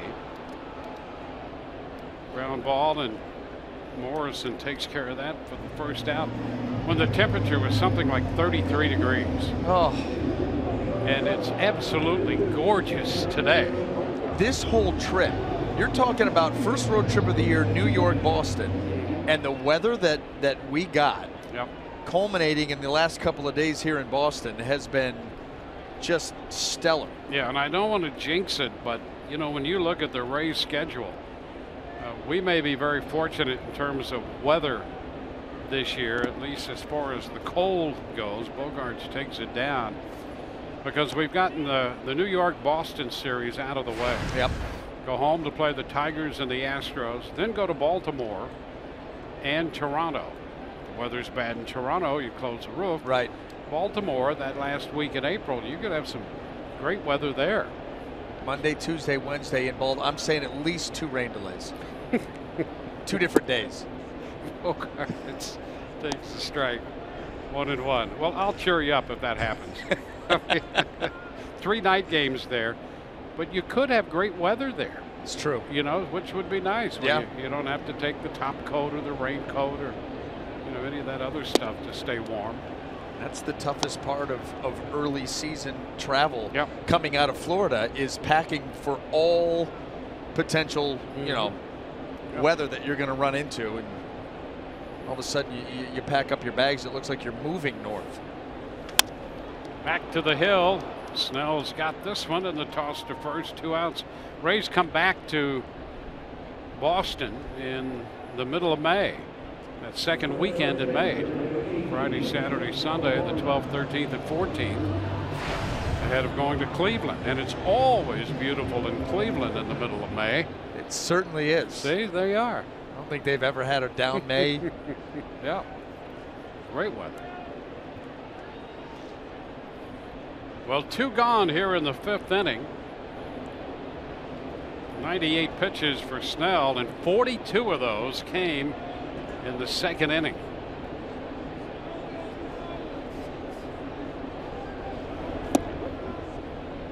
There's a strike to Mitch Moreland.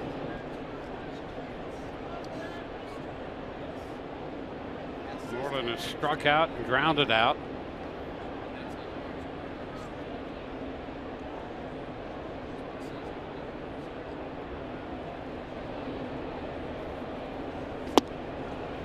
Two.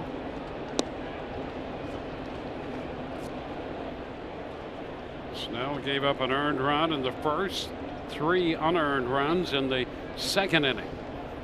At 100 pitches right now. He has settled in nicely, though. He certainly has. You know, after that rough second inning, the pitches were out of control. The inning was out of control. He has brought some levity back to the situation. 1 ball, 2 strikes. He's kept his team in it. Oh, he certainly has done that. You're right. You know, when you look at the that second inning, 42 pitches, he got a strikeout of Bogaerts to end it. A 1-2-3 third. He faced 4 men in the 4th. Gave up the infield hit. Now 2 outs with the bases empty in the 5th. So you love that recovery after surviving that 42 pitch second inning.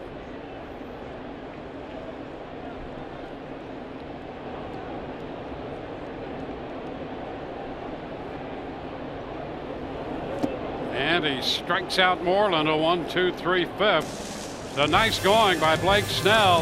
We're headed to the 6th, 4-2 Boston.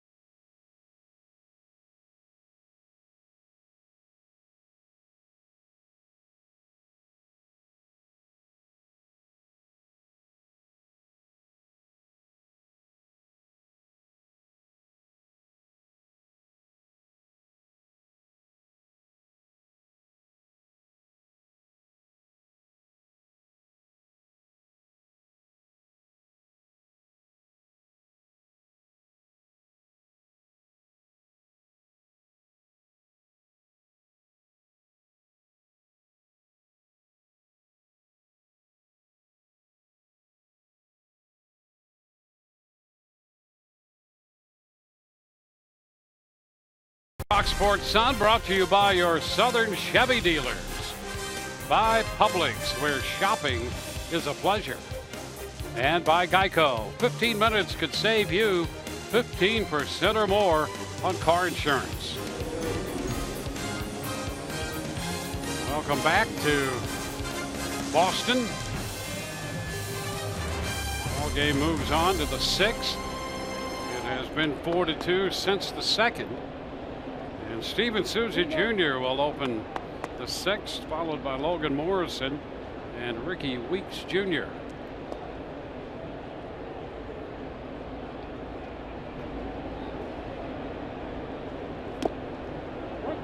It's a strike as the pitch pops away from Leon. And Souza, I don't think altogether happy with that call. No, and he's asking Sandy Leon about it because off went Angel Hernandez. That knuckleball was dancing all over the place. Leon couldn't handle it. Up the right side, that ball is a foul ball. Always interesting because of the pesky pole down there. And what happens on a fly ball, if you can keep it fair and sometimes wrap it around that pole, which would make it a home run. You know, the height of the walls here, it gets to about 5 feet right at the foul pole. But out from that, it will drop to as low as 3 feet. You see, there it is.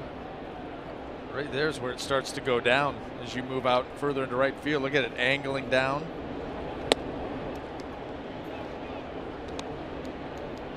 Yeah, it goes from very short. I mean, the pesky pole down the right field line, and it gets out to 380 pretty quick. It does indeed.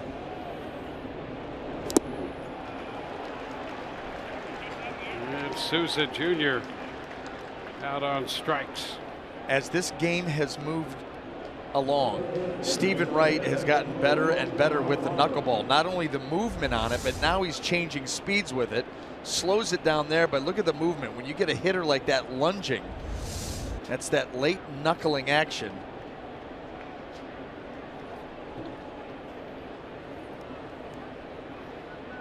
That's Logan Morrison.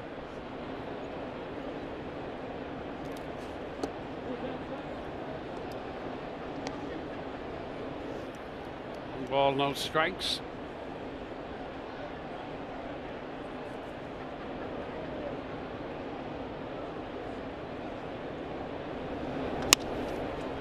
One hopper. It's Hernandez over there out of the shift from third base at what would normally be about the second baseman's position. And Hernandez throws out Morrison. Yeah, one of those tough chances that can handcuff an infielder. Ball right off the end of the bat. You see Hernandez kind of retreat a step. Get a better read on it right here. You got to get up and make the throw, and he does that.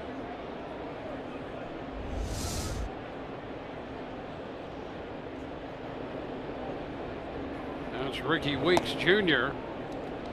which is outside. Weeks twice has been victimized via the strikeout against Wright.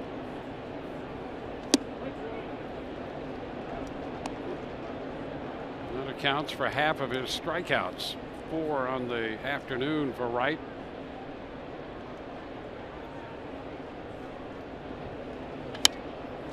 Fly ball into right field. Betts still going back. That ball takes off on him and will one hop into the stands. Well, that ball just continued to carry right away from Mookie Betts. And Weeks will have to go back to second. He kept running. Ball bounding into the stands for a double. Well, we saw it yesterday afternoon to center field. Today, that wind really whipping to right. If you get it up high enough, that ball's going to carry. And watch Mookie Betts get fooled. Thinks he's got a beat on it right there, and then all of a sudden, just cannot catch up to that baseball. And we've seen that wind fool some pretty good outfielders. Well, some guys in these outfield positions who can go get the ball. Betts is one of them. Derek Norris. Oh, up and in as he turns away from that one. Knuckleball flittering up there.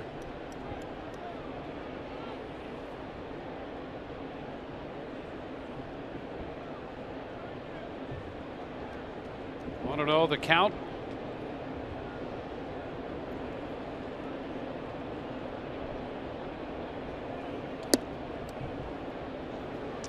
Two and nothing.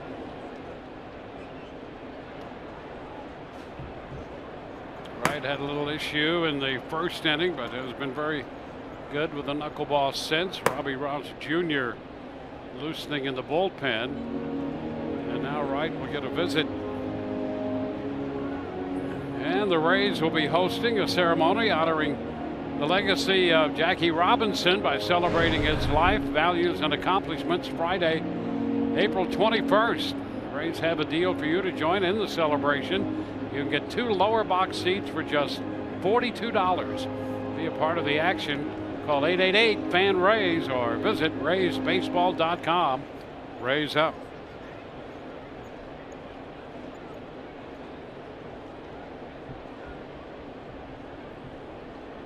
A 2-0 count to Norris.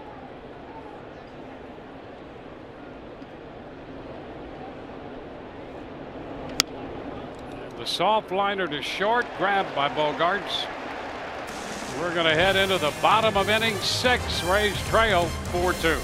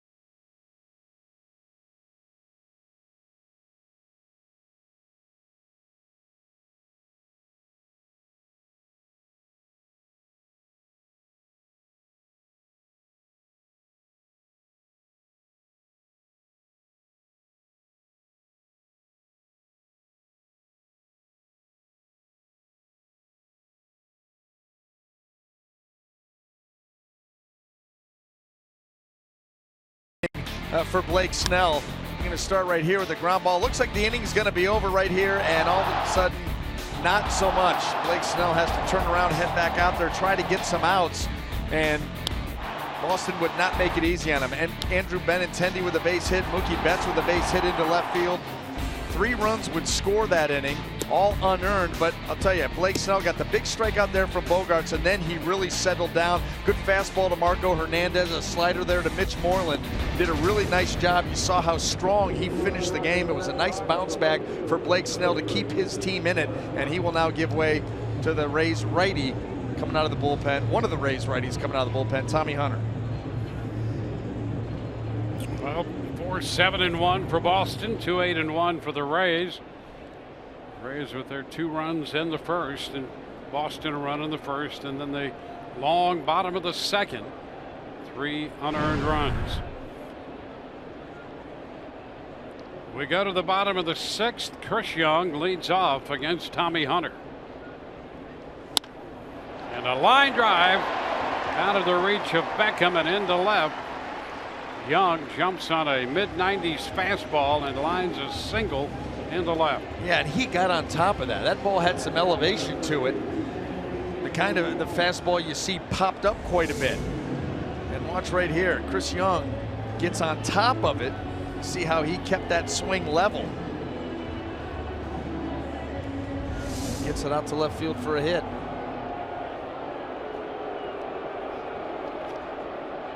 Hunter worked an inning and a third in Saturday's game.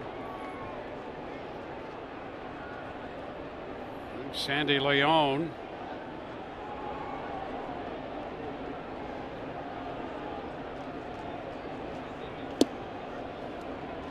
Pitch is upstairs. Ball, no strikes.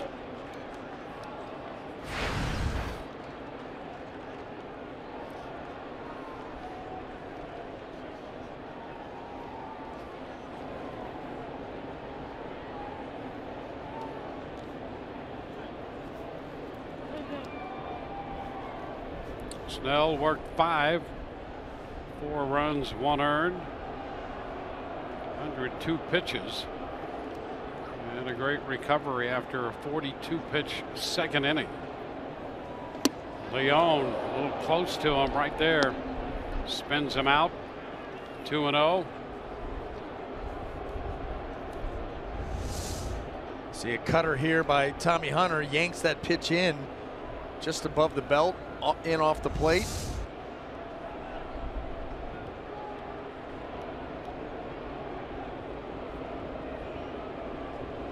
Oh, now they have Young picked off. Young caught off first, started to move, and had no place to go. Boy, and heads up by Tommy Hunter. Right here, Chris Young, that was just perfectly timed is what it was. Perfectly timed. Chris Young was going on that. Tommy Hunter makes the move just as he breaks, and yeah, forget it. No man's land.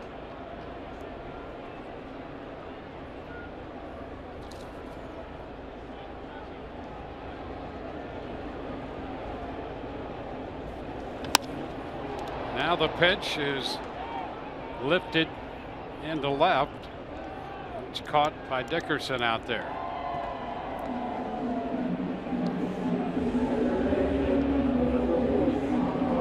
So 2 gone.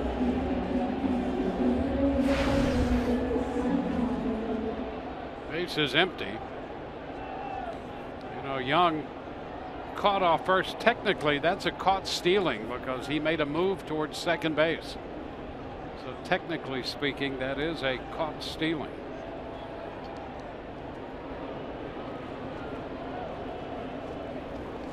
Hernandez tied up on the fastball trying to get around. While moving in on a little cut fastball. And Tommy will do that every once in a while. Also, you know, slider. Of course, has a good fastball and a curveball.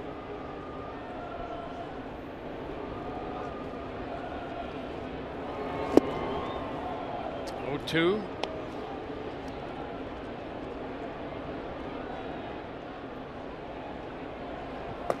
Rays have the right-hander Whitley up in the bullpen. Chase Whitley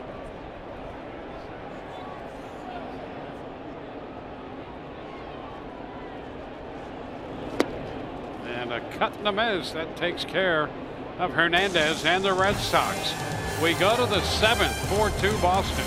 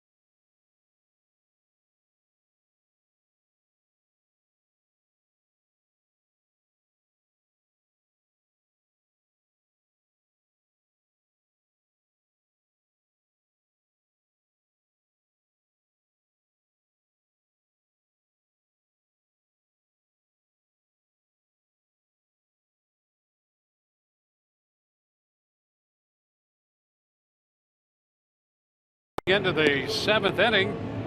Let's check in with Alex right now.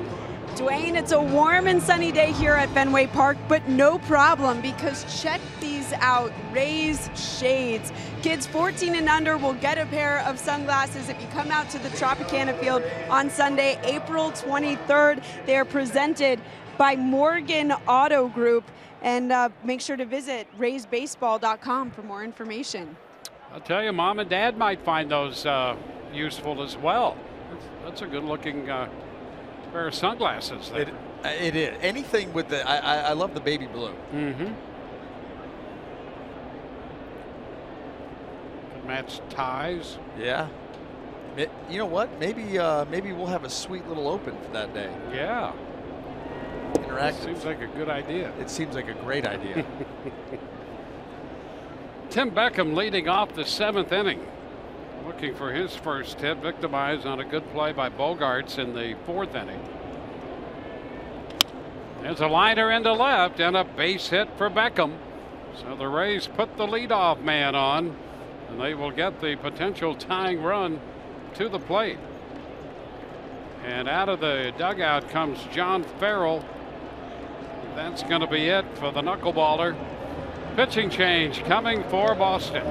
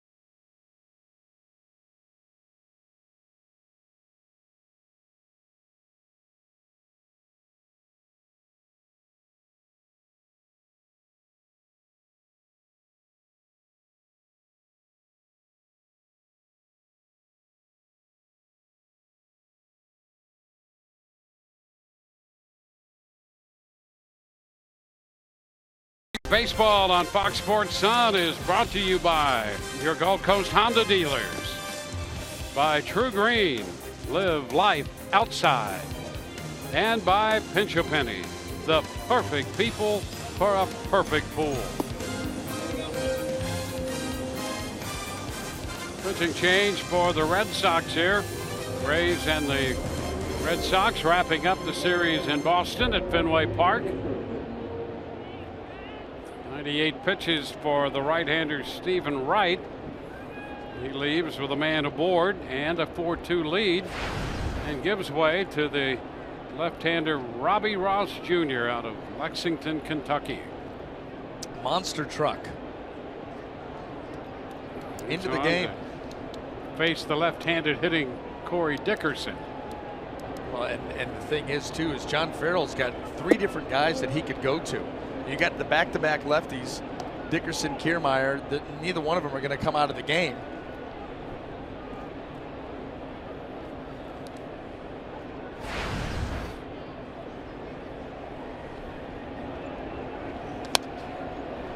Foul out of play.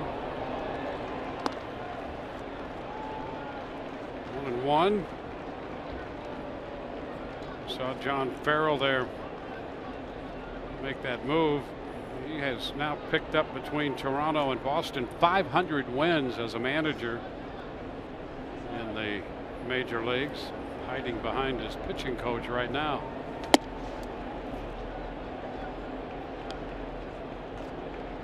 Two and one.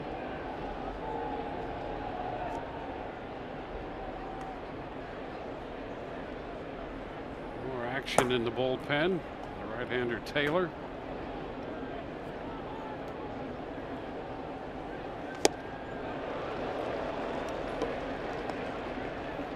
Two and two on that fastball, and here's that big cut again. 2-1 count, and he's not going to get cheated. Boy, did he try to lay into that pitch. Down to one knee.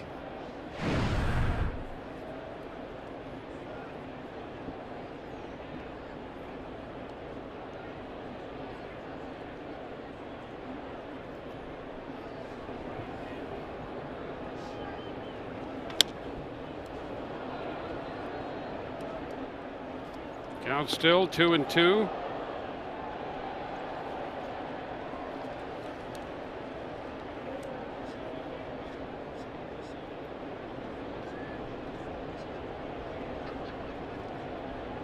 Runner at first, nobody out.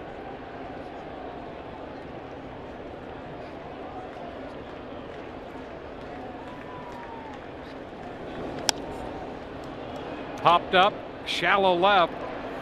That ball will fall and bounce into the stands. Rays get a break there. Going to third will be Beckham. It's going to be a double for Dickerson. They had Bogarts, Hernandez, and Young all converging on that, and it dropped in among the 3. Fortuitous. Boy, here's a great chance now. Yeah, off the bat, you're saying that ball's going to be caught. There's just nobody taking charge. Chris Young was looking at Bogarts. He's not even looking at the baseball right there. Bogarts tries a last-ditch effort at a backhand, and it gets into the stands. So now you're tying runs. Are in scoring position, nobody out. So a great spot for the Rays developing here in the 7th.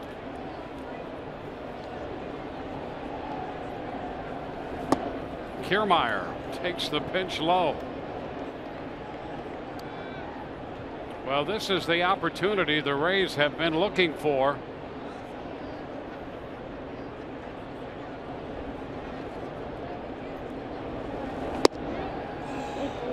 A strike, and Kiermaier's not happy. Here the last couple innings, that strike zone has gotten a little bigger, it seems, for Angel Hernandez, and there are times when he will open up the strike zone. Now it's 1-2.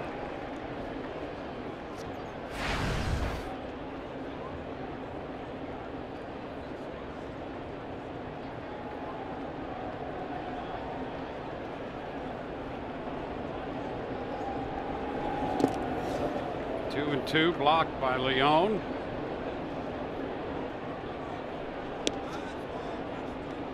Robbie Ross Jr. continuing to try to expand that strike zone. Got the call, went a little further with the breaking ball, got a swing. Too far with that one, so he's going to be forced to come back in now. Kevin Kiermaier at this point just thinking about putting the ball in play, knocking in a run at least. This one is foul back. You know, he's another guy too. You just put the ball in play and you could beat it out. A dribbler in the infield with where the middle infielders are. That's a base hit.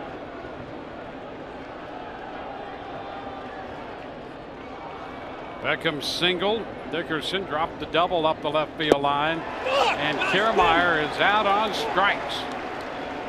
Not happy with himself. One away.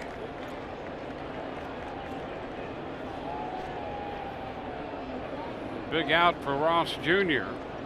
Now they'll walk Longoria intentionally. Just pulls off of that breaking ball. So the Red Sox wave Longoria to first base.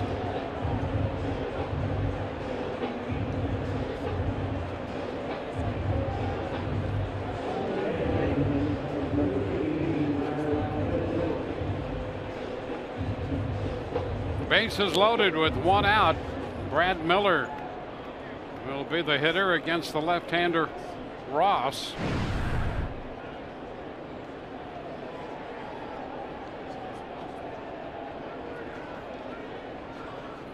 So Miller with a run batted in, 1 for 3, has a double, and he takes this one down and away.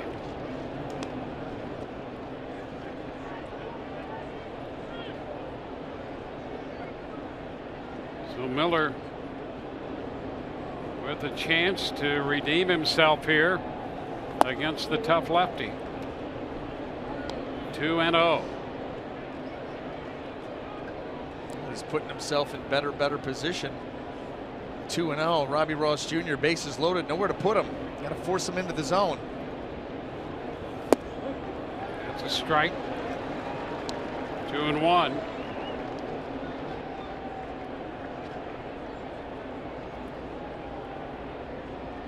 Rays have 10 hits today. 2 runs. 3-1. The Rays on the day 2 of 11 with men in scoring position. And Miller up in the count.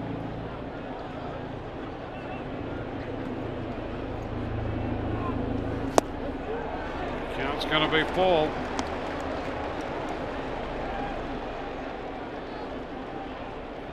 Three balls, 2 strikes, bases loaded, 1 out.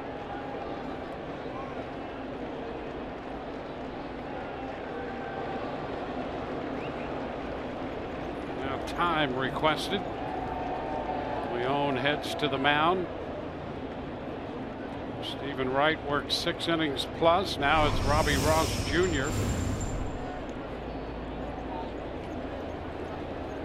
Rays home tomorrow night against the Detroit Tigers. We'll be with you at 6:30. 3-2 and a foul ball. Came back, break on that pitch. Yeah, it took a little bit off of it too. Brad Miller trying to follow that pitch off the plate, and the change of speed is able to just get a piece. Let's see if he sticks with that breaking ball right there, sweeping. And a cut and a miss. And he does. How about that? Boy, oh boy. Could not have been put in a worse situation. Second and third, nobody out. Picks up a couple of strikeouts, sandwiched around an intentional walk, and now John Farrell probably going back out to that pen. Well, Steven Souza Jr. is due. Here's that strikeout pitch. Spinning it up there. Big strikeout for Boston.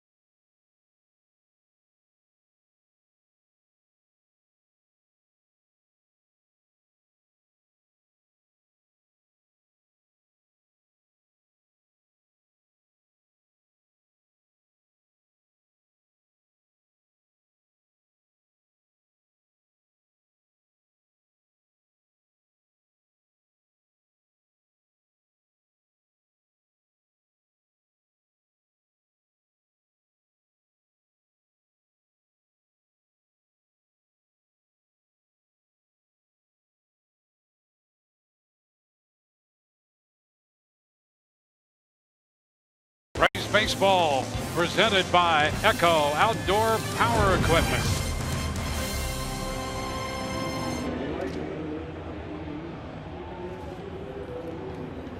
We're in the top of the 7th inning. The Rays have loaded the bases. 2 outs now. Steven Souza Jr. due up. And Ben Taylor, 24-year-old right-hander, comes on to match up against Souza Jr. And so far has been nothing but fastball slider against the right-handed hitters. And the pitch is a strike.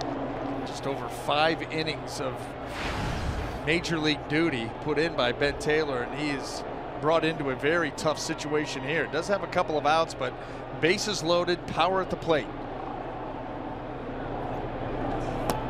Down and away. 1-1.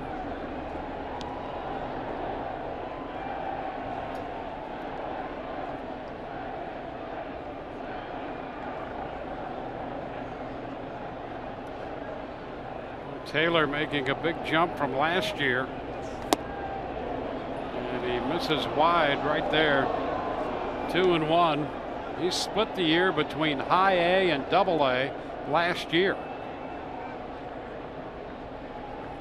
It's making progress up the ladder. Well, he's got great stuff and able to locate that fastball just off on that last one. And a base hit into left. Here comes Beckham in to score. Dickerson will have to stop at third. The Rays have closed the gap to 1. Souza, sharp single into left. And now it's 4-3. That's how big of a miss that previous pitch was. 1 and 2, you're probably getting a slider there. 2 and 1, Taylor comes back with the fastball and Souza hammers it into left field, and the Rays finally cash in. But middle of the plate, right around the belt.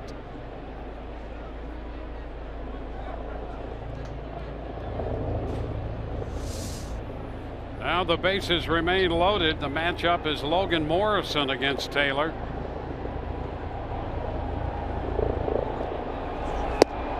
Morrison looks at a strike. That was the changeup, and that's when it comes into play against the left-handed hitters.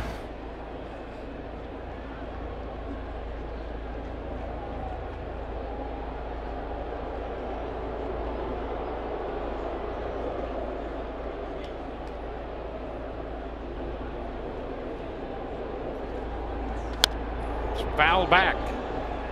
Fastball out of play.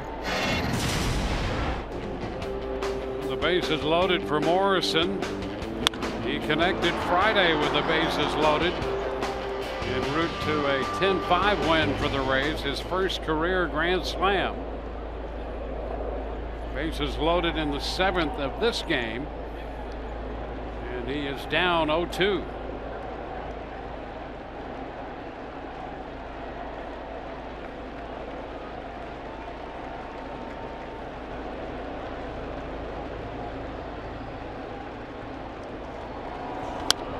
Foul out of play.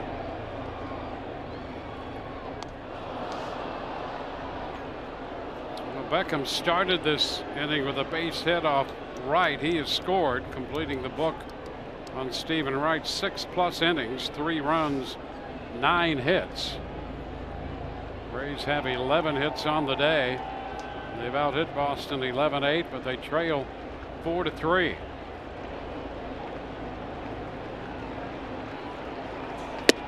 It's upstairs. 1-2.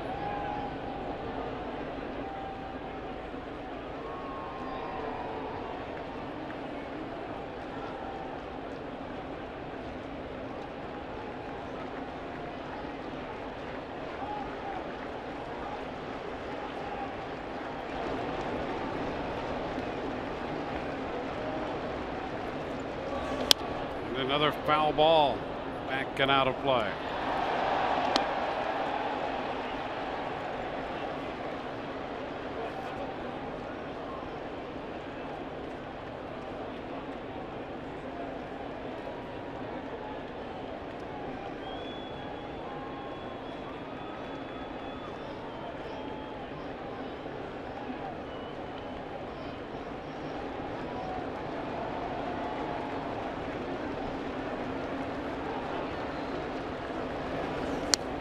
Just a bit of that one on the fastball up.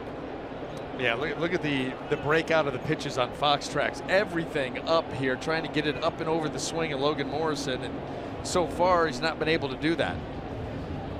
Logan off to a good start. He's seeing the ball well. He's getting some good swings here as this at bat goes on, and you just wonder, Sandy Leon out there talking with Ben Taylor, if they're going to switch it up here, because it's been changeup and then nothing but heaters.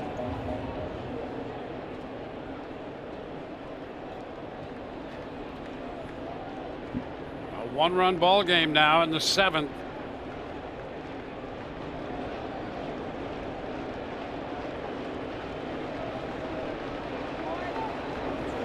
Way wide.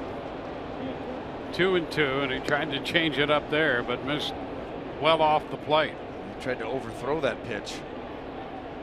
And realizing he's in a little bit of a battle here with Morrison.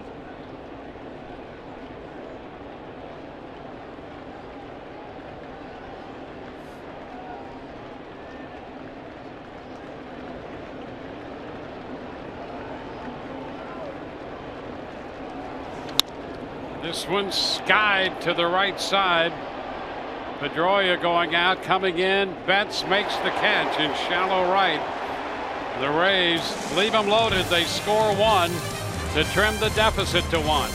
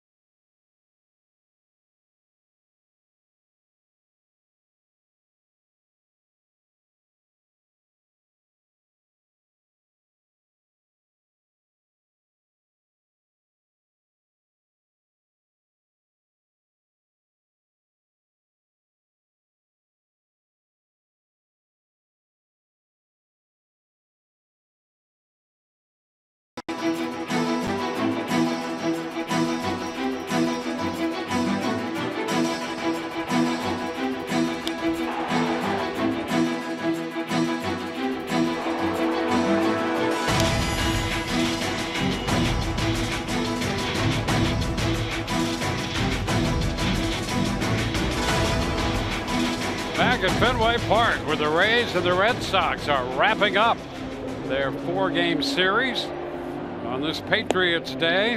It's been a beautiful day in Boston. First pitch started at 11:05, and it's a 1-run game. Blake Snell opened for the Rays, worked the front 5. Stephen Wright, the knuckleballer for Boston. And as we go to the bottom of the 7th inning, Rays will bring on Chase Whitley. Here's what's coming up tomorrow on Rays Live, the pregame show presented by your Gulf Coast Honda dealers. The Rays will be home taking on the Tigers, and right-hander Matt Andriese will get the call. We'll hear from him, and Orestes will break down the Tigers slugger Miguel Cabrera. Hey, Dwayne, who knew that they had sweet aviators back in the day? Look at that. That's the way to get things done. Hey, listen, Great Britain, we're having none of it.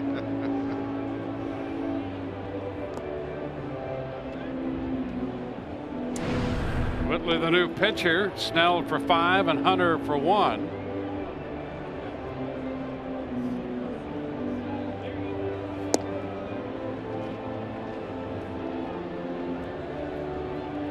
Almost on the left, but a little bit more in line with Patriots Day on the right. I like the powdered wig. I'm sorry, but the glasses have to go. If you're going to wear the outfit, get rid of the aviators. I can't handle it. Transcending the vicissitudes of time right there. You can explain to me in between innings what that meant. Here's Pedroia, the top of the order. Pitch is down. Pedroia, Benintendi, and then Betts. He got caught somewhere in the time warp of the time machine and left the aviators on.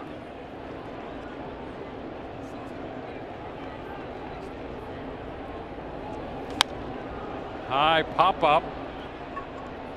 Morrison waiting for this one. Good thing he had the aviators. Yeah, right. Now there's a man who needs them.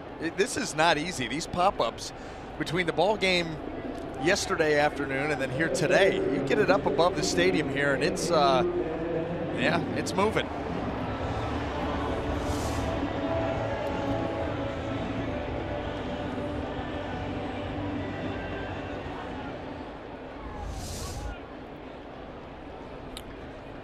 So one away, Whitley just up from Durham. Now he faces Benintendi. Pitch is a strike. Well, just trying to give the Rays a chance. Closed within 1 run. Got a couple more at-bats coming. Need some zeros. 1-1.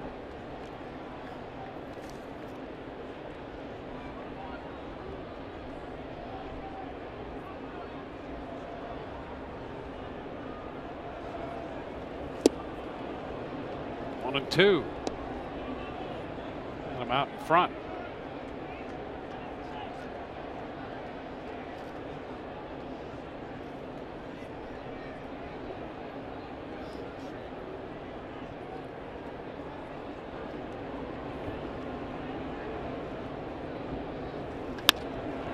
Into left field, cutting across. Dickerson backhands it. Nice running catch. Corey Dickerson, manning left field, ran a straight line toward the line, reaching out with a backhanded catch. Boy, he had a couple of stellar plays in the ball game yesterday. Gets another shot out there and another tremendous play. Boy, every out big now. The Rays cannot afford the Red Sox any more opportunities, and one was shut down right there by Corey Dickerson. Yeah, that's tough. You get a left-handed hitter with a line drive like that, and it tends to move away from you. And he extended that glove arm and made the catch. Mookie Betts fouls it out of play for a strike.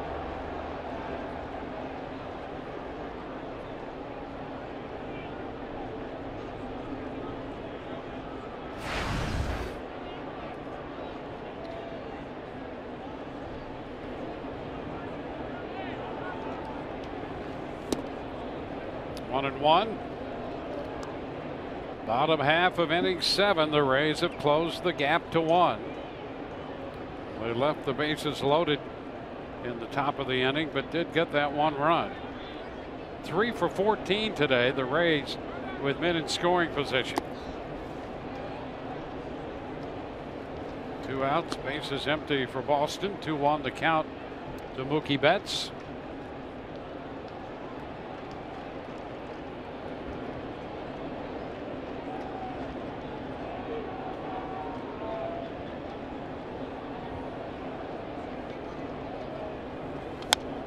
Foul back.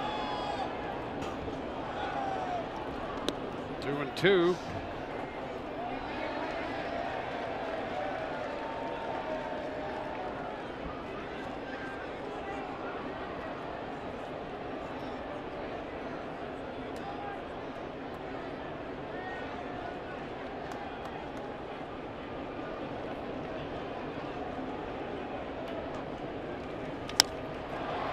headed toward left center field. One hop and to the wall. Betts is headed to second. A 2-hit day for Betts.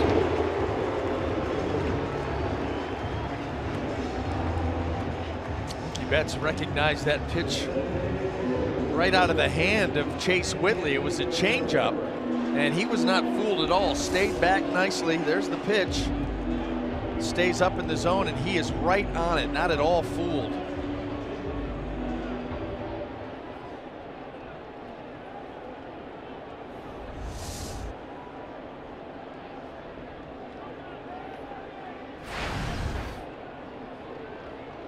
Hanley Ramirez drove in a run in the first, walked in the second, and went out first base unassisted in the fifth.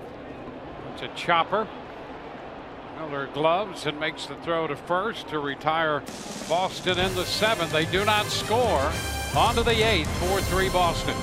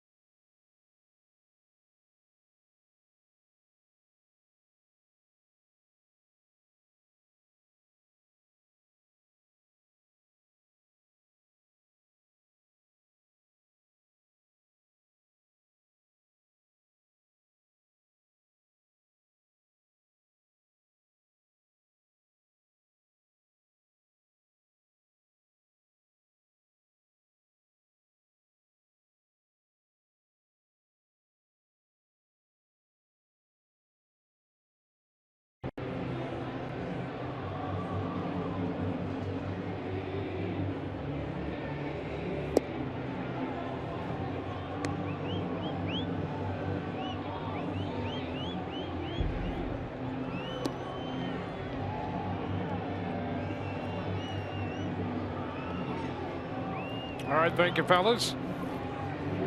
Eighth inning rolling around, and the Rays will have Ricky Weeks Jr. leading off. Heath Hembree is going to be the new pitcher for Boston, on for the seventh time. 5 innings of work, 5 strikeouts, couple of walks.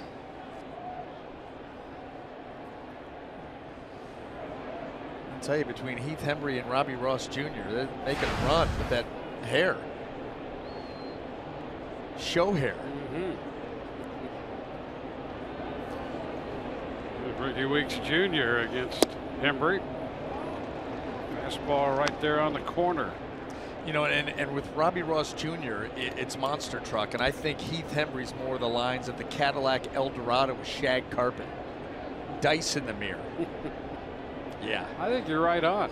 It feels like it, right? Too. You know, you could be the assistant editor of Motor Trend. Hey, and picture the Aviators. Yeah. From our Patriot down there, and then a toothpick. Forget it. That's him.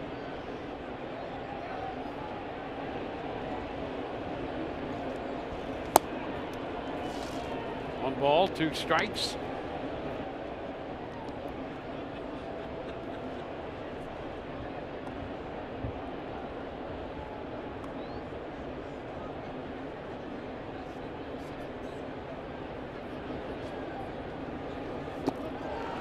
swing and a miss.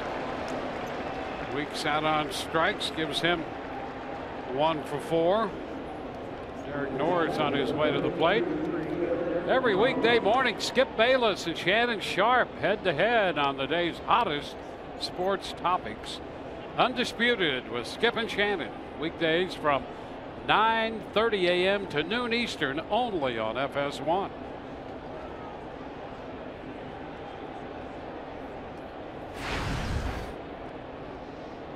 Norris doubled in the second. Fouls it back for a strike. Hit the ball on a line, but at the shortstop Bogarts in the 6th.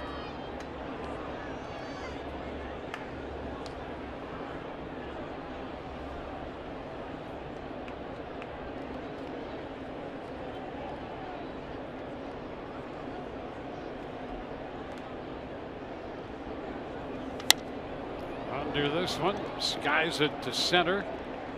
Benintendi shading his eyes. Boy, that ball was way up there.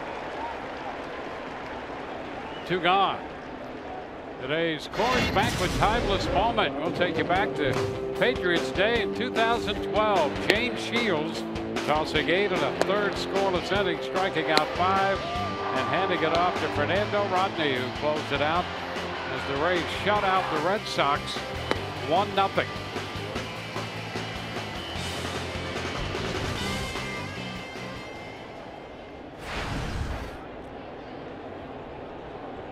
Tim Beckham. There's a strike.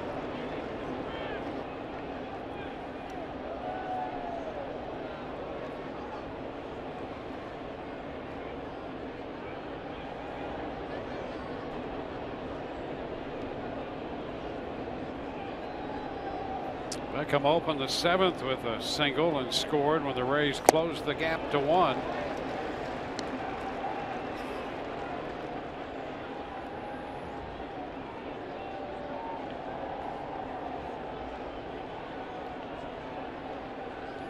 He had that last pitch cutting away to get the chase. 2 strikes.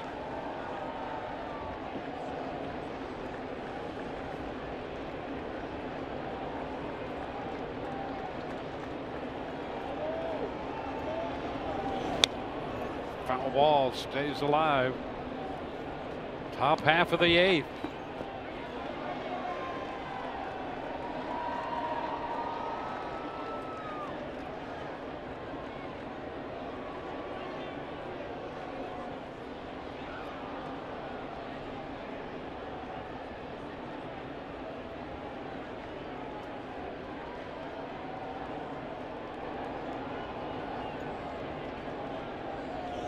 Strike 3 call.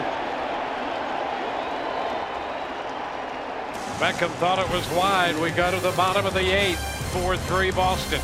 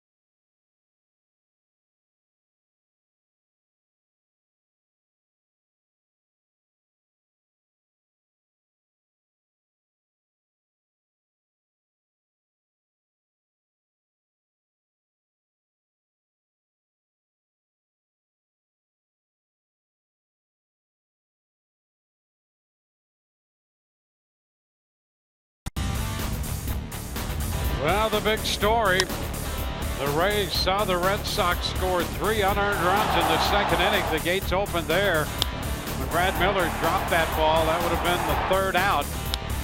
Turned out to be a 42-pitch inning for Blake Snell, the 2nd. Benintendi drove in a couple. Mookie Betts with a base hit. He drove in a run. The Rays 3 for 14 with men in scoring position. So they've had some opportunities, including leaving the bases loaded in the 7th. And we go to the bottom of the 8th with Xander Bogaerts. 0 for 3 on the day. Moreland to follow, and then Young.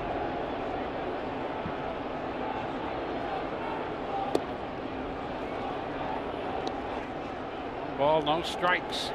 You know, there's been that familiar refrain too of the Rays offense being active early and then getting stymied in the middle of the game down towards the end. Running out of chances here today.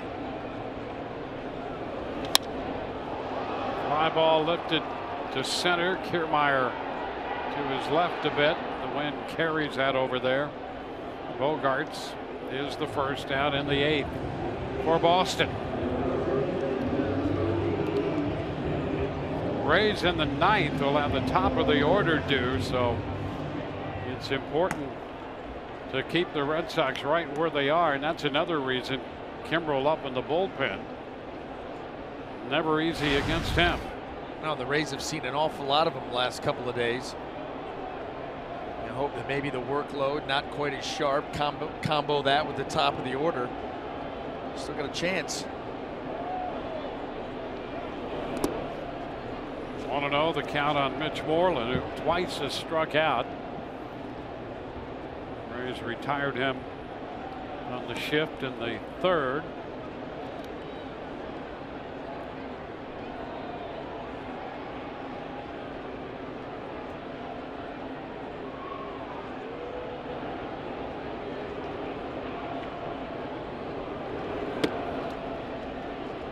Two and nothing. Rays led 2-0. 2 runs in the first. Red Sox got a run in the first, 3 in the second.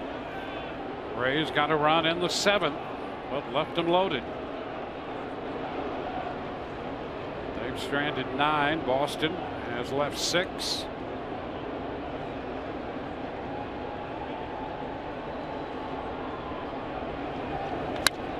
Up the right field side, foul. 2-1.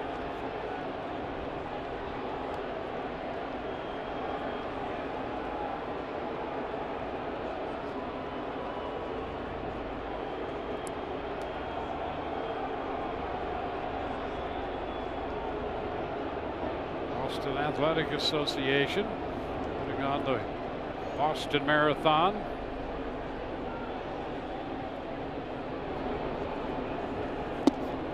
Close. 3-1.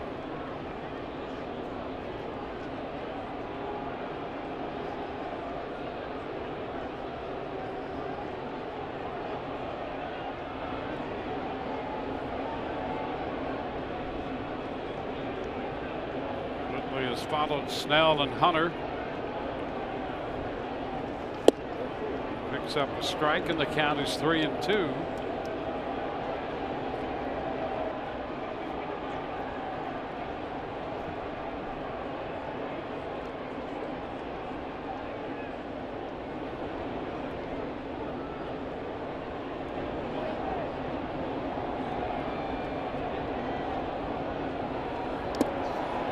Dirt.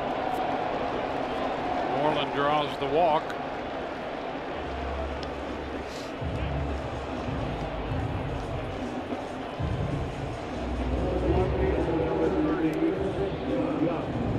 Crowd of better than 37,000 here. 37,318 today.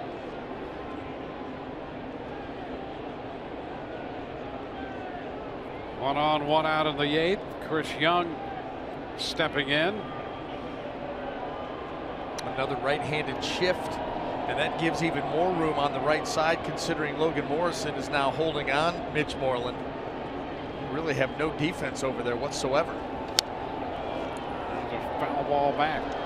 Strike one. You see wide open.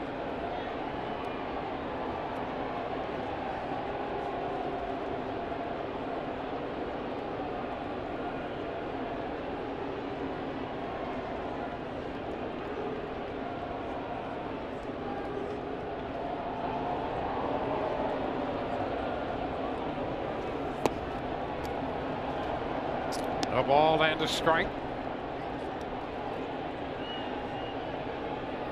Whitley and yesterday's Rays starter Alex Cobb spending time together working their way back from Tommy John surgery. Played a little time with the Rays last year, making his first appearance for them today. A pop-up on the infield. Miller takes care of that. 2 outs.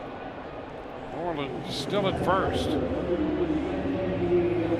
Sandy Leon, the catcher, who singled and scored in the second inning, will be up with a 1-for-3 day going. You know, you go back to that inning, and obviously the focus is on the air, but the 2-strike base hit by Sandy Leon on that breaking ball. Remember that breaking ball that was right down near the dirt? He picked it right off the top of the plate basically and lined it into center field. That's what got everything going.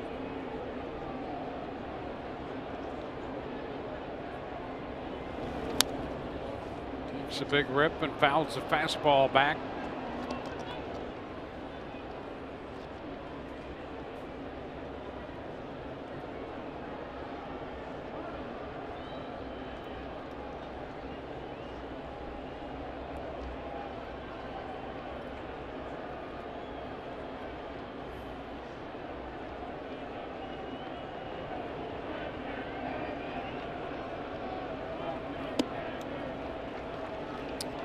Upstairs, 1-1.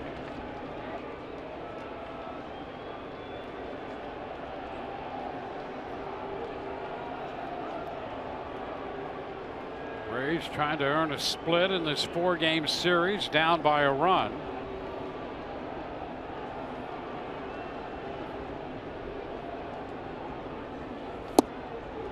It's going to be a strike, a fastball around the knees. 1-2.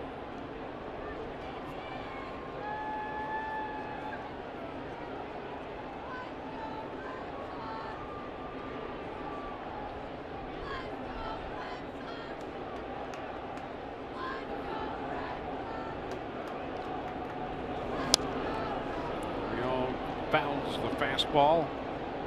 Just trying to stay alive, and Whitley with a couple of options here. He continued to pound that fastball. He also has, you know, a good changeup. Changeup that he is not afraid to use. This may be the spot.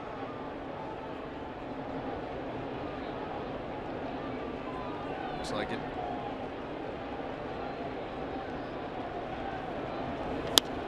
Fly ball lifted into left.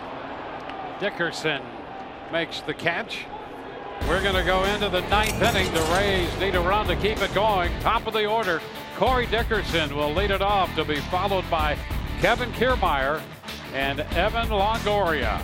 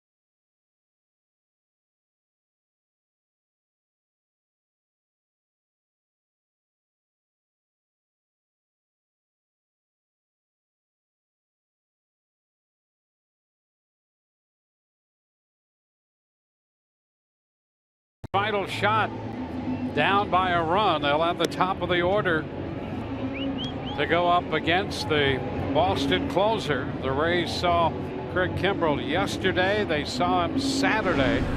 So this is the third day in a row.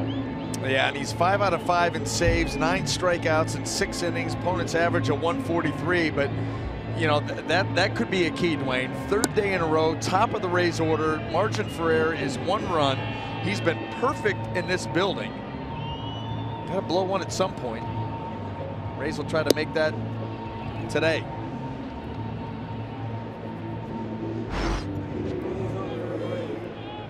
Well, Corey Dickerson, who will lead it off, has 2 hits today. He singled to open this game and scored. Had a double his last time. And hitting down in the lineup, homered yesterday. That came in the 4th inning against the left-hander. Got that ball out to center field. So here we are, 9th inning.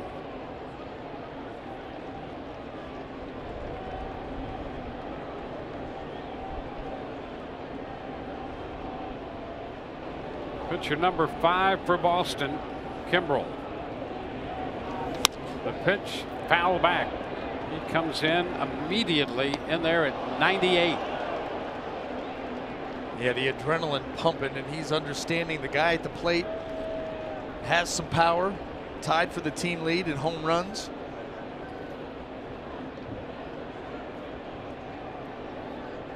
Kimbrel, long time with Atlanta. 1 year with the Padres. 2nd season with Boston.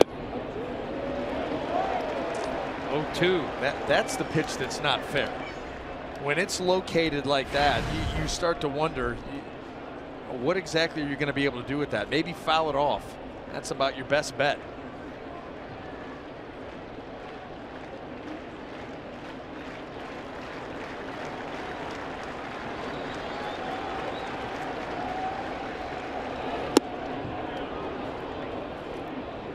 The breaker again. 1 ball, 2 strikes. Kiermaier on deck.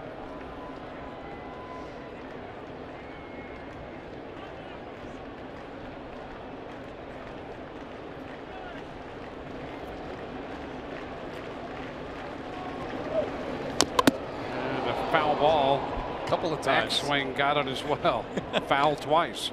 Grounded it right to Kiermaier. Well, yesterday, as we take a look at that double foul again, Kimbrel faced the bottom of the order, Robertson, Peterson, and Beckham.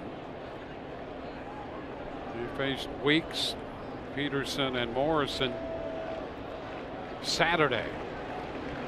Dickerson, Kiermaier, and Longoria today. Foul back on a fastball. 98 up. Still 1-2.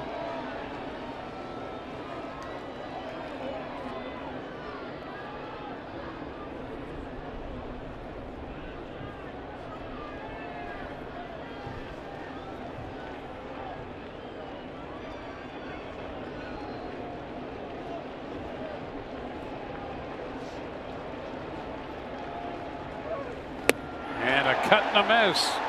Fastball, boy, you got to make up your mind in a hurry. And Dickerson is out on strikes. Got him to go outside of the strike zone. That fastball up and away. And Corey Dickerson's going to try to go out there and get him into swing mode, and ends up taking advantage of it. There was nothing that you're going to be able to do with that pitch. And Corey realizes it right there. It's Kevin Kiermaier.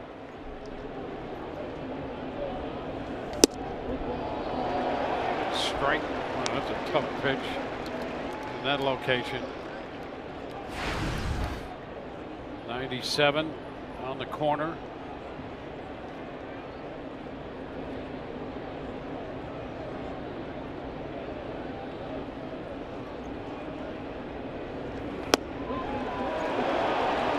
Corner up this time.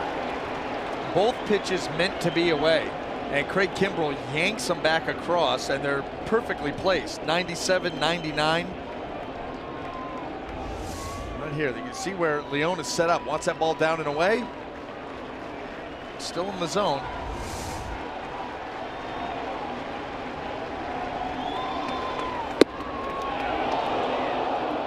Got that one away, off the plate, 1-2.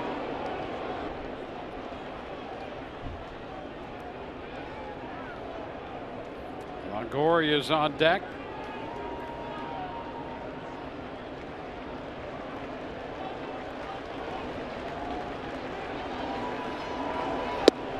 And there is strike 3 call.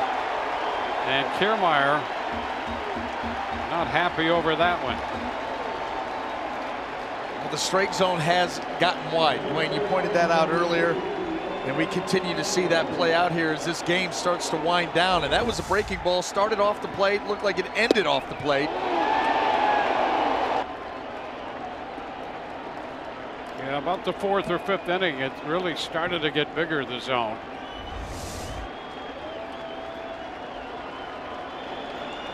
Here's Longoria. It's a strike. Curveball.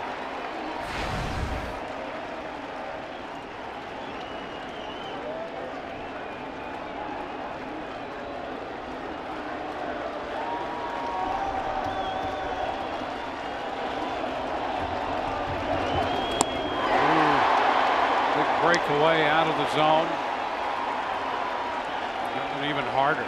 And the way that he's using it, you make him aware of it for strike 1 in the zone. Okay, you got his attention. Now you take it and you move it further away, sweep it off the plate, and you get the swing. And now you can do just about whatever you want. You can go back with the same pitch. You're up 0-2. You can try to throw the heater up and away.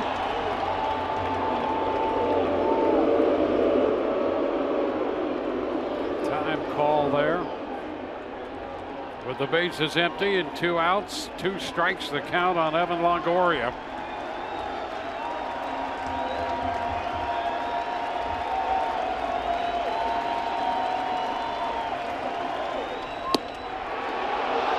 Wide. Did you see Angel Hernandez flinch? he thought wanted about to. it. Yep.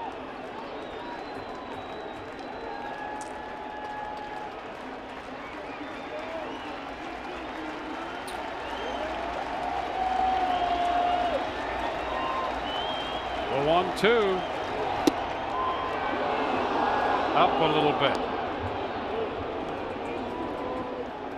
2 balls, 2 strikes. Brad Miller on deck.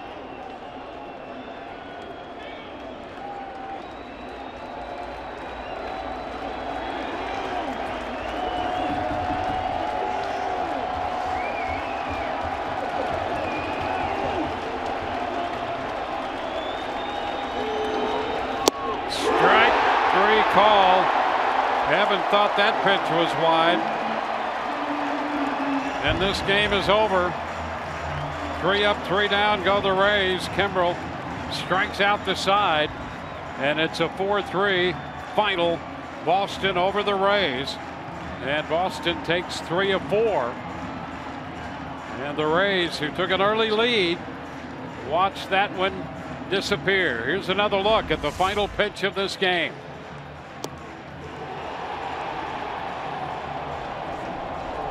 Evan thought it was a little wide.